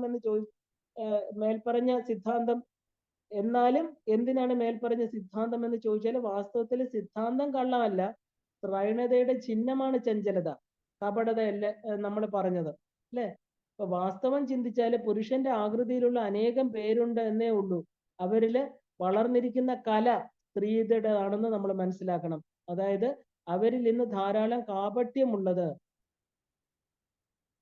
അപ്പോ മറിച്ച് സ്ത്രീകളിലാകട്ടെ, സ്ത്രീയുടെ ആകൃതി ഒഴിവാക്കിയാല് ആ ഒരു സ്വഭാവത്തിലേക്ക് കലരുന്നത് പൗരുഷതയാണ്. അതുകൊണ്ട് അവർ ചാബല്യം കുറവുള്ളവരായിട്ട് തീരുന്നു. എന്നാലും അത് സ്ഫുരിക്കുന്നത് സ്ത്രീ പ്രകൃതിയിലാകിയാല് സ്ത്രീയുടേത് മാത്രമല്ല, പുരുഷന്റേതുമല്ല. എന്ന ഒരുതരം മധ്യവർത്തി സ്വഭാവം ഉടലെടുക്കുകയാണ്. വാസ്തവത്തിലെ കാളി സ്വരൂപിണിയായിരിക്കുന്ന മഹാമായയും ഇതേ പ്രകൃതിക്കാരി തന്നെയാണ്. നോക്കുകയാണെങ്കിൽ അമ്മയുടെ സ്വരൂപം സ്ത്രൈണമാണെങ്കിലും പ്രവർത്തികളെല്ലാം തന്നെ പുരുഷനെയും തോൽപ്പിക്കുന്ന പൗരുഷമുള്ളതാണ്. അപ്പൊ യുദ്ധത്തിലും യോഗത്തിലും ഐശ്വര്യത്തിലും എല്ലാം തന്നെ മൂലപ്രകൃതി ശക്തി മുന്നിൽ തന്നെയാണെന്ന് കാണാം. അപ്പൊ സൃഷ്ടിയുടെ ആരംഭം പുരുഷ, അതായത് ബ്രഹ്മ പ്രാധാന്യമുള്ളതും അവസാനിക്കുമ്പോൾ അത് പ്രകൃതി അല്ലെങ്കിൽ ദേവി ശക്തി പ്രാധാന്യമുള്ളതായിട്ട് തീരുന്നു എന്ന് നമുക്ക് കാണാൻ സാധിക്കും അല്ലെ. അതായത് കാലക്രമം, അതായത് കാലഗമനം കൊണ്ട് ആത്മാവിന്റെ പൗരുഷാംശം കുറഞ്ഞു തുടങ്ങുന്നു. അതിൽ പ്രകൃതിയുടെ അംശം അഥവാ സ്ത്രൈണാംശം വർദ്ധിക്കുന്നു എന്നർത്ഥം. ഇപ്പൊ ലോകത്തെ നമുക്ക് കാണാൻ കഴിയുന്നതെല്ലാം തന്നെ ഈ പ്രതിഭാസം ഉണ്ട്. ഇത് തന്നെ നമ്മുടെ യുഗങ്ങളുടെ കാര്യത്തിൽ നമുക്ക് കാണാം. കാരണം പൗരുഷമാണ് ഏറ്റവും തേജോമയമായിരിക്കുന്ന തേജോമയം. അപ്പൊ യുഗം പഴകിപ്പോയി കലിയുഗത്തിൽ എത്തുമ്പോൾ എന്താ, പൗരുഷത്തിന് ആ ഒരു എന്താ പറയാ കുറവ് സംഭവിക്കുന്നു. അപ്പൊ പൂച്ചയില്ലാത്തടത്ത് എലി വെളിച്ചപ്പാണെന്ന് പറയുന്ന പോലെ ഇന്നത്തെ കാലത്ത് പലരും സ്ത്രീകളുടെ മുന്നേറ്റം അല്ലെങ്കിൽ സ്വാതന്ത്ര്യം, തുല്യ പങ്കാളിത്തം, ഇല്ല, ഇതൊക്കെ വലിയൊരു നേട്ടമായിട്ട് ഭൂഷണമായിട്ട് പറയുന്നുണ്ട്. എങ്കിലും സനാതന ധർമ്മ പ്രമാണം അനുസരിച്ച് ചിന്തിക്കുകയാണെങ്കിൽ സ്ത്രീകൾ പെരുമാറുന്ന യുഗം എന്നത് വലിയൊരു നാണക്കേടിന്റെ അല്ലെങ്കിൽ അധപതനത്തിന്റെ ചിഹ്നമാണ്. വാസ്തവത്തിൽ അത് ശരിയാണ്. കാരണം കലിയുഗം വിനാശത്തിന്റെ യുഗമാണ്. അപ്പൊ അതിന് വേഗത കൂടണമെങ്കിൽ പുരുഷ ശക്തി ചുരുങ്ങണം, സ്ത്രീ ശക്തി വർദ്ധിക്കണം, വർദ്ധിച്ച് തീരും. അതുകൊണ്ടാണ് കലിയുഗം സംഹാര രൂപിണിയായിരിക്കുന്ന കാളിയുടെ യുഗമായിട്ട് തീരുന്നത്. ഇപ്പൊ കാളിയുടെ സ്വഭാവം തന്നെ നമുക്ക് എന്താണ്, വളരെ ആവേശത്തോടു കൂടി അല്ലെ, ആവേശമാണ്. ഈ ആവേശം ഇന്നത്തെ സ്ത്രീകളിൽ നമുക്ക് കാണാം. കാളി മുടി അഴിച്ചിട്ടിരിക്കുന്ന, അതായത് അഴിഞ്ഞുലഞ്ഞ മുടിയോട് കൂടിയ ഇന്നത്തെ സ്ത്രീകൾ പലരും നമ്മൾ മുടി ചീകി വെച്ച് നടക്കുന്നവരല്ല, നമുക്ക് കാണാം അല്ലേ. അഴിച്ചിടാനോ ഇല്ലെങ്കിൽ മുറിച്ചു കളയാനോ സ്വതന്ത്രമാക്കാനോ താല്പര്യപ്പെടുന്നവരാണ്. കാളി എന്ന് പറഞ്ഞാൽ ആർത്തുല്ലസിക്കുന്നവളാണ്, ലജ്ജയില്ലാത്തവളാണോ എന്ന് പറയുന്നു. ഇന്നത്തെ ബഹുഭൂരിപക്ഷ സ്ത്രീകളും ഉച്ചത്തിൽ ചിരിക്കുന്നവരാണ്. യാതൊരു വിവേകമോ വിവേചനമോ ഇല്ലാതെ അല്ലെ, നഗരം, വാഹനങ്ങള്, പൊതുസ്ഥലങ്ങള്, ക്ഷേത്രങ്ങൾ, ഇവയെല്ലാം തന്നെ ആർത്തുലച്ച് നടക്കുന്നവരാണ്. അവർക്ക് സമയമൊന്നും അവരെ ബാധിക്കുന്നില്ല. ഇപ്പൊ കാളി എന്ന് പറഞ്ഞാല് ഗർജിക്കുന്നവളാണ്, ഭത്സിക്കുന്നവളാണ്, വീരസ്യം പറയുന്നതാണ്. പഴയ കാലത്ത് സൗന്ദര്യത്തിന്റെ ആ ഒരു ഒതുങ്ങിയ പരിവേഷം വിട്ടിരുന്ന സ്ത്രീകള് അധികം പറയുന്നവര്, വളരെ കൂടുതൽ വീമ്പിളക്കുന്നവര്, ആ ഒരു സ്ഥാനമോഹികള് ഒക്കെ ആയിട്ട് കാണാം. നമ്മൾ ലളിതാ ത്രിപുര സുന്ദരിയുടെ ലളിതാ സഹസ്രനാമം വായിക്കുമ്പോ ദേവി എന്താ, ആ ഒരു കുലാംഗനയായിട്ട്, കുലാംഗന, കുലാന്തസ്ഥ, കൗളിനി, കുളയോഗിനി, പുറത്തേക്ക് വരാൻ ഇഷ്ടമില്ലാതെ സൗമ്യമായിരിക്കുന്ന ഒരു ദേവിയാണ് ലളിതാ പരമേശ്വരി എന്ന് പറയുന്നത് അല്ലെ. അതാണ് ശരിക്കും നമ്മുടെ ആ ഒരു സ്ത്രീത്വത്തിന്റെ മുഖമുദ്രയായിട്ട് പണ്ട് കണ്ടിരുന്നത്. അപ്പൊ കാളി എന്ന് പറഞ്ഞാല് ദാഹാർത്തയാണ്, ക്ഷുതാർത്തയാണ് അല്ലെ. ഇന്ന് സ്ത്രീകൾ വളരെയേറെ ഭക്ഷിക്കുന്നവര്, പാനീയങ്ങൾ കുടിക്കുന്നവര്, ഈ സ്ഥാനത്ത് പുരുഷന്മാർ ഇതെല്ലാം കുറഞ്ഞു വരുന്നത് നമ്മൾ ശ്രദ്ധിക്കണം. കാളി ഏറിയ പങ്കും ആ നഗ്നത ഇഷ്ടപ്പെടുന്നു എന്ന് പറയുന്നുണ്ട്. ലോകത്തെ 90% സ്ത്രീകളും നഗ്നതാ പ്രദർശനത്തിന് സ്വാതന്ത്ര്യം, അതിനെയാണ് അവർ സ്വാതന്ത്ര്യം എന്ന് പറയുന്നത്. പണ്ട് പുരുഷന്മാർ അല്പവസ്ത്രധാരികളും സ്ത്രീകൾ പൂർണ്ണ വസ്ത്രധാരികളുമായിരുന്നു. കാലത്തിന്റെ വൈകല്യം കൊണ്ട് പുരുഷൻ ഇന്ന് അടിമുടി വസ്ത്രം ധരിച്ച് നടക്കുന്ന സ്ത്രീകള് അല്പവസ്ത്രങ്ങളായിട്ടും. അപ്പൊ കാളി സംഹാരത്തിന് ഉദ്യമിച്ചു കൊണ്ടിരിക്കുന്നു. ഇന്നത്തെ ആ ബഹുഭൂരിപക്ഷ സ്ത്രീകളിലും സൃഷ്ടി പ്രവണതയേക്കാൾ സംഹാര പ്രവണതയാണ് അധികം കാണുന്നത്. ഇതെല്ലാം കലിയുടെ അന്തിമ കാലത്തേക്ക് കടക്കുന്ന സൂചനയാണ്. കലിയുഗം കാളിയുഗമാണെന്ന് പറയുന്നതിന്റെ തെളിവാണിത്. അപ്പോ ആ സതിത്വം, ലജ്ജ, സത് സ്വഭാവം പുലർത്തുന്ന മഹിളമാർ ഇന്ന് ഉണ്ടായിരിക്കാം, ഇല്ല എന്ന് പറയുന്നില്ല. അവർ ഏത് യുഗത്തിലും ഉണ്ടാകും. ഒരു മാതാവിനെ പോലെ ആദരണീയരുമായിരിക്കും. കാരണം ഇതെല്ലാം എല്ലാവരെയും ബാധിക്കുന്നു എന്നല്ല. എങ്കിലും ഭൂരിപക്ഷം സ്ത്രീകളും ഇന്ന് വേറൊരു തലത്തിലേക്ക് മാറിക്കൊണ്ടിരിക്കുകയാണെന്ന് പറയാതിരിക്കാൻ സാധ്യമല്ല. നമുക്കിന്ന് സമൂഹത്തെ നോക്കിയാൽ അത് കാണാം. മാത്രമല്ല കലിയുഗം കലയുടെ യുഗമാണെന്ന് പറയുന്നുണ്ട്. കലകൾക്ക് അഥവാ ദൃശ്യ ശ്രവണ ഇന്ദ്രിയങ്ങളെ സന്തോഷിപ്പിക്കാനുള്ള പ്രകടനങ്ങൾക്ക് വളരെ പ്രചാരവും ആവശ്യകതയും സിദ്ധിക്കുന്ന യുഗമാണ്. അപ്പൊ സാത്വികമായിട്ടുള്ള ഭാവങ്ങള്, ലയവിന്യാസത്തോടും കലകൾ മുതൽ പ്രേതങ്ങളുടെ നൃത്ത ചുവടുകളിൽ നിന്ന് നിന്നും പകർത്തിയെടുത്തതോ പ്രേതം കയറി തുള്ളുന്നതോ ആയിട്ടുള്ള കലകൾ വരെ ഇന്നത്തെ പ്രത്യേകതയാണ് ഇല്ലേ. കാരണം വാദ്യം, ഗീതം, നൃത്തം, ഈ 3 വിഭാഗങ്ങളിലാണ് കലകൾ അധികവും ഉണ്ടാവുക. ചിലവ മൂന്നിന്റെയും സമന്വയമായിരിക്കും. ശാസ്ത്രീയമായിട്ട് ചിട്ടപ്പെടുത്തിയ അഥവാ പ്രകൃതിയുടെ ആ ഒരു തനതായിരിക്കുന്ന ചലനങ്ങളാണ് ഭൂമിയിൽ ശാസ്ത്രീയ കലകളിൽ ആവിഷ്കരിച്ചിരിക്കുന്നത്. അതുകൊണ്ട് അവയെല്ലാം തന്നെ ആധ്യാത്മിക വിശുദ്ധി കലർന്നതും ദൈവികതയുള്ളതുമാണ്. എന്നാൽ എല്ലാറ്റിനെയും ആ ഒരു ദേവത്വവും പൈശാചികത്വവും ഉള്ളതുപോലെ കലകളിലും ഉണ്ട്. ഇപ്പൊ സംഗീതം, നൃത്തം എന്നിവയിലെ പൈശാചിക പ്രകടനങ്ങൾ ഇന്ന് നമ്മളത് കാണപ്പെടുന്നത് സിനിമ, നാടകം, അല്ലെ, പോപ്പ് മ്യൂസിക്, റോക്ക് മ്യൂസിക്, പാശ്ചാത്യ സംഗീതം എന്നുള്ള രൂപത്തിൽ നമുക്ക് കാണാൻ സാധിക്കും. അപ്പൊ കലിയുഗത്തില് വിശേഷേണ അതിന്റെ മൂർധന്യത്തില് ദൈവികത നശിച്ച് പൈശാചികത വളരുന്നത് കൊണ്ട് കലകളിലെ ആ ഒരു വൈകൃതമായിരിക്കുന്ന അവസ്ഥകളെ മനുഷ്യർ കൂടുതൽ ഇഷ്ടപ്പെടുമെന്നുള്ളത് കൊണ്ട് അത് വീണ്ടും വീണ്ടും ആവർത്തിക്കപ്പെടുന്നു. അല്ലെ, നമുക്കറിയാവുന്ന പ്രേത സിനിമകള് ഇംഗ്ലീഷിലൊക്കെ നമ്മൾ വെസ്റ്റേൺ കൾച്ചർ എന്ന് പറയുന്നത് തന്നെ വളരെ ഭയാനകമായിരിക്കുന്ന പ്രേത ചിത്രങ്ങളാണ്, അല്ലെ. അതൊക്കെ കണ്ടാണ് ഇന്ന് കുട്ടികൾ വളരുന്നത്. അപ്പോ ആ ഒരു മനസ്സിന്റെ സന്തോഷഭാവം എന്ന് പറയുന്നത് വിശുദ്ധമായ രീതിയിൽ ആസ്വദിക്കുന്നതിനെയാണ്. അതിനാണ് പണ്ട് കലകൾ ഉണ്ടായിരുന്നത്, ശാസ്ത്രീയ കലകൾ. അപ്പൊ അവയുടെ സ്ഥാനത്ത് പോപ്പിനെയും റോക്കിനെയും, അല്ലെ, സിനിമാ നൃത്തങ്ങളെയും പാട്ടുകളെയും ഇഷ്ടപ്പെടുന്നവരിൽ കലിയുടെ ആ ഒരു എന്താ പറയാ, കലി വന്നിരിക്കുന്നു, കലി പ്രവേശിച്ചിരിക്കുന്നു, തുടങ്ങിയിരിക്കുന്നു എന്ന് നമുക്ക് മനസ്സിലാക്കാം ഈ സ്വഭാവത്തിൽ നിന്നല്ലേ. ഇപ്പൊ ശാസ്ത്രീയമായ കലകളിലെ സദാചാരവും ധർമ്മവും ഈശ്വരജ്ഞാനവും ഭക്തിയും ഒക്കെ സമ്മേളിച്ചിരിക്കും. ഈ കലകളെ ഈശ്വരനെ സന്തുഷ്ടപ്പെടുത്താൻ വേണ്ടി സൃഷ്ടിക്കപ്പെട്ടതാണ്, ഇല്ലേ. ശാസ്ത്രീയ സംഗീതം നമുക്കറിയാം. ഇതിനെ അനുധാവനം ചെയ്യുന്നവര് തന്റെ ഉള്ളിലിരിക്കുന്ന ഈശ്വരന്റെ സന്തോഷത്തോടൊപ്പം സ്വയം സന്തോഷിക്കും. എന്നാൽ ഇന്നത്തെ ആ വികൃതമായിരിക്കുന്ന ആഭാസങ്ങൾ കണ്ടാല് അത് ഈശ്വരനെ പ്രതിനിധീകരിക്കാനോ ആ ഈശ്വരനെ സന്തോഷിപ്പിക്കാനോ വേണ്ടിയിട്ടുള്ളതല്ല എന്നുള്ളത് നമുക്ക് മനസ്സിലാക്കാം. അതുകൊണ്ട് തന്നെ അവ പിശാചിന്റെ തുള്ളിൽ രൂപമായിട്ട് തീർന്നിരിക്കുകയാണ്. അപ്പൊ അതിലൂടെ സന്തോഷിക്കുന്ന ആളും ഒരു പിശാച് തന്നെ ആയിട്ട് തീരും. ഏതിലൂടെ ആരെ വാഴ്ത്താനാണോ അതിലൂടെ സന്തോഷിക്കുന്നത് അവര് തന്നെയാണല്ലേ. അപ്പോ സ്വന്തം ദേഹത്തെയും മനസ്സിനെയും മറ്റ് വികലമായിട്ടുള്ള മനസ്സുകളെയും സന്തോഷിപ്പിക്കുന്ന കലകള് അപ്പൊ പിശാചിന്റെ സൃഷ്ടികൾ തന്നെയാണെന്ന് പറയണം. പൈശാചികമായിട്ടുള്ള ആ പൈശാചികത്വം കലിയുടെ മുഖമുദ്രയാണ്. അപ്പൊ കലകളെ പോലെ തന്നെ അശാസ്ത്രീയമായിരിക്കുന്ന തുച്ഛമായ കലിയുടെ പ്രത്യേകതയാണ്, അല്ലേ. ഇന്ന് നമുക്ക് വലിയ വലിയ വലിയ ടിക്കറ്റ് ഒക്കെ കൊടുത്ത് വാങ്ങിക്കുന്ന പലതരം ഇന്റർനാഷണൽ ഗെയിംസ് എന്നുള്ള പേരിൽ നമ്മൾ എന്തൊക്കെയാണ് കാണിക്കുന്നത്? കബഡി മത്സരം, ഗുസ്തി മത്സരം, ക്രിക്കറ്റ്, അല്ലേ.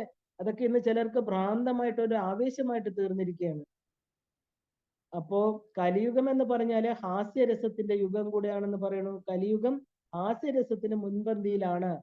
വാസ്തവത്തിൽ മറ്റു യുഗങ്ങളിൽ രാജസദസ്സുകളിലും കലാപരിപാടികളിലും മാത്രം ഒതുങ്ങി നിന്നിരുന്ന ഹാസ്യം കലിയുഗത്തില് നാൽക്കവലകളില്, സുഹൃത്ത് സംഭാഷണങ്ങളില്, എന്തിനധികം ഗുരുശിഷ്യ മധ്യത്തില്, സന്യാസത്തിൽ പോലും അതീവ പ്രചാരം നേടിക്കഴിഞ്ഞിരിക്കുകയാണ് ഇന്ന്.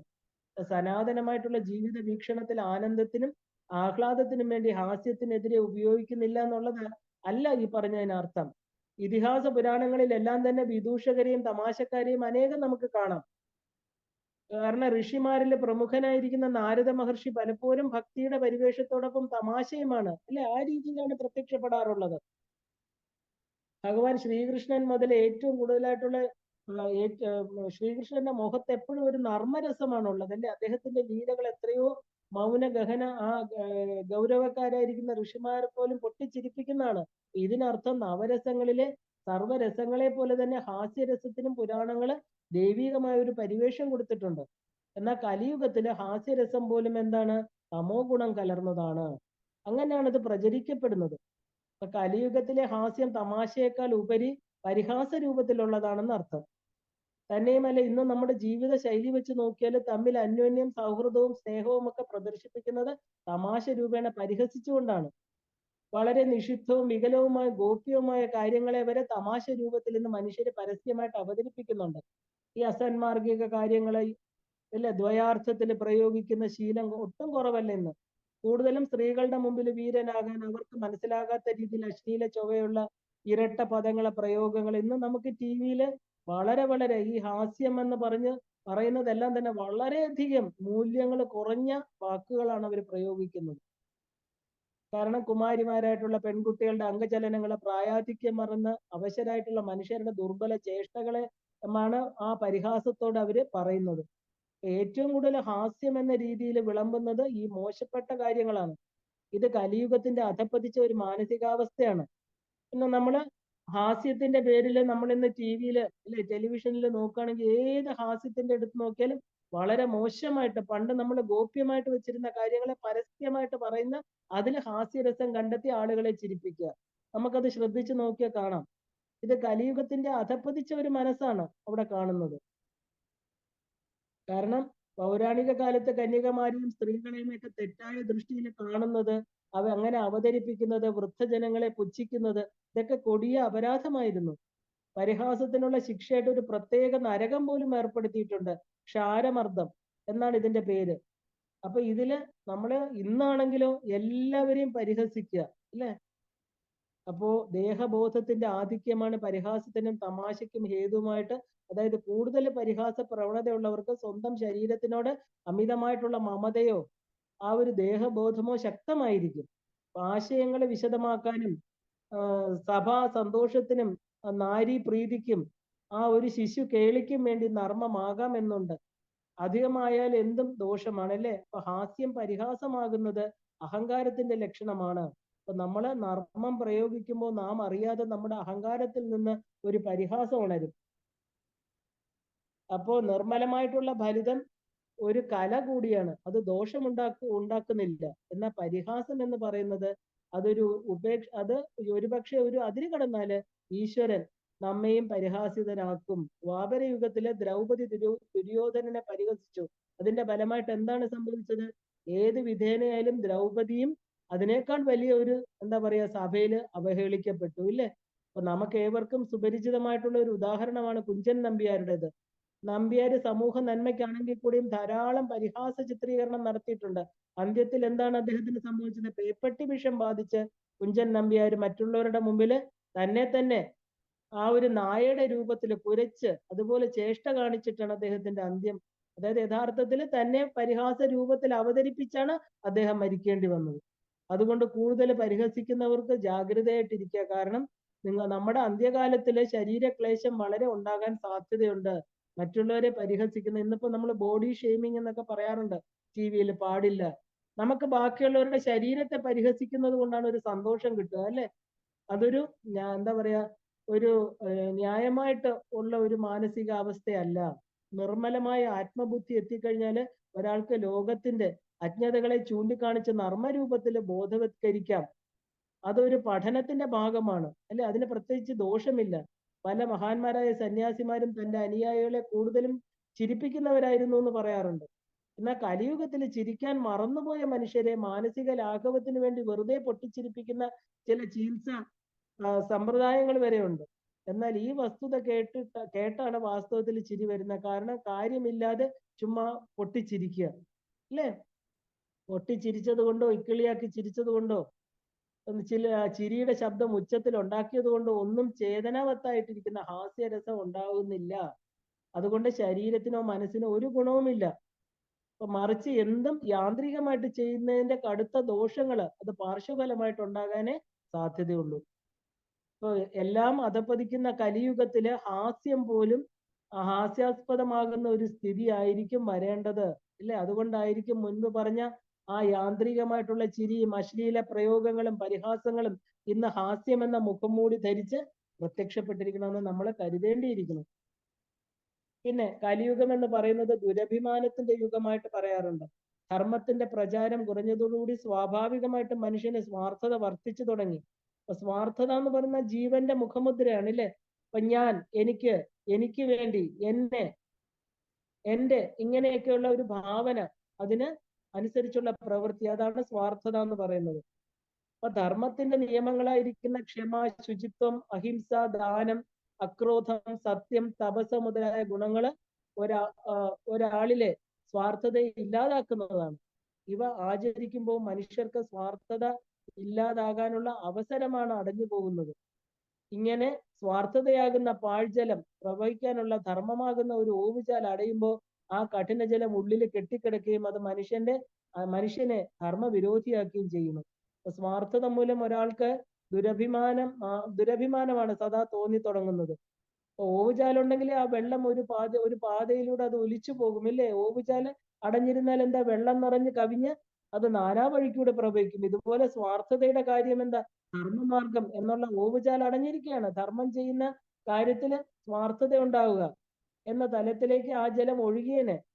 അപ്പൊ അതില്ലാത്തത് കൊണ്ട് സ്വാർത്ഥതാ ജലം 4 വഴിക്ക് ഒഴുകുന്നു.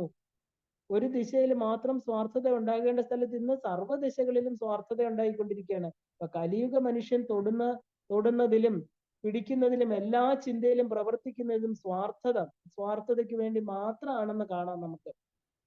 കാരണം നമുക്കിന്ന് കലിയുഗത്തിൽ എന്തുകൊണ്ടാണ് നമുക്ക് ആരെയും വിശ്വസിക്കാൻ സാധിക്കാത്തത്? എല്ലാവരും ഒരു മുഖം മൂടി അണിഞ്ഞുകൊണ്ട് അവനവന്റെ കാര്യത്തിന് വേണ്ടി മാത്രം ജീവിക്കുന്നവരായിട്ട് ഇന്ന് അധപ്പതിച്ചിരിക്കുകയാണ്.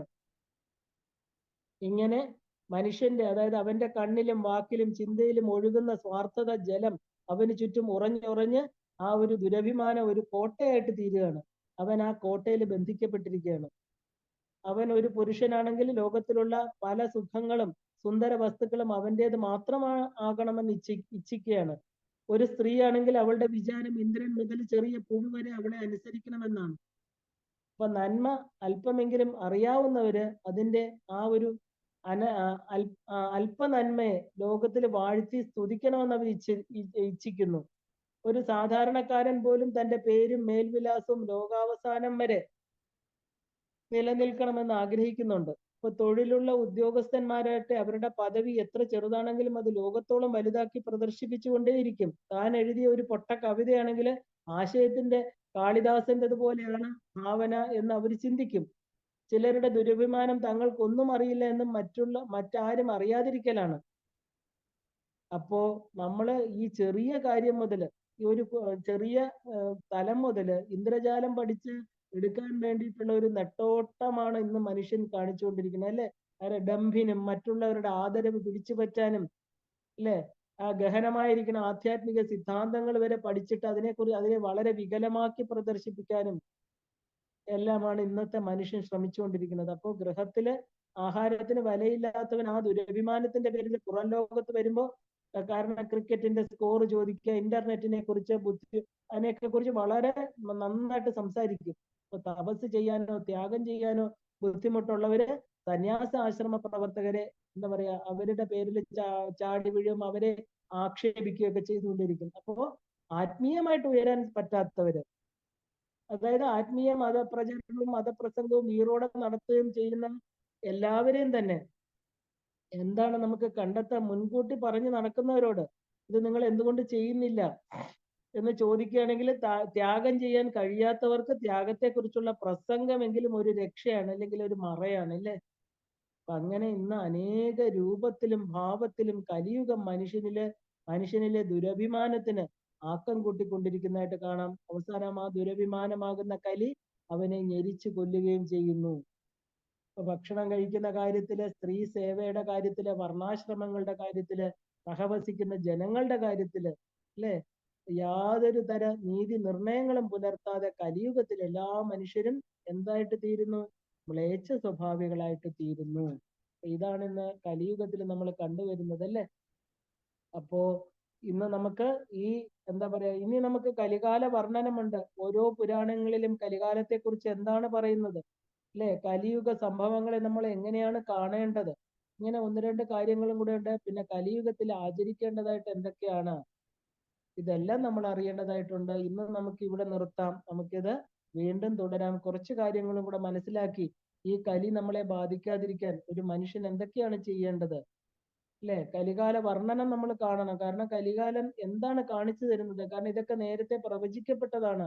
അതെന്താണെന്ന് നമുക്ക് കാണാം. അതിലൂടെ സഞ്ചരിച്ചുകൊണ്ട് നമുക്ക് നമ്മുടെ ഉള്ളില് അവനവൻ്റെതായിട്ടുള്ള ഒരു ചെറിയ മനസ്സില്, അല്ലെ, നമ്മുടെ ലോകം നമ്മുടേതാണ്, അവിടെ മാറ്റത്തിന് ശ്രമിക്കാം. ആ മാറ്റം ഈശ്വരനിലേക്കുള്ള ലയനത്തിന് വഴിയൊരുക്കട്ടെ എന്ന് പറഞ്ഞുകൊണ്ട് ഇന്ന് ഇവിടെ നിർത്തുകയാണ്.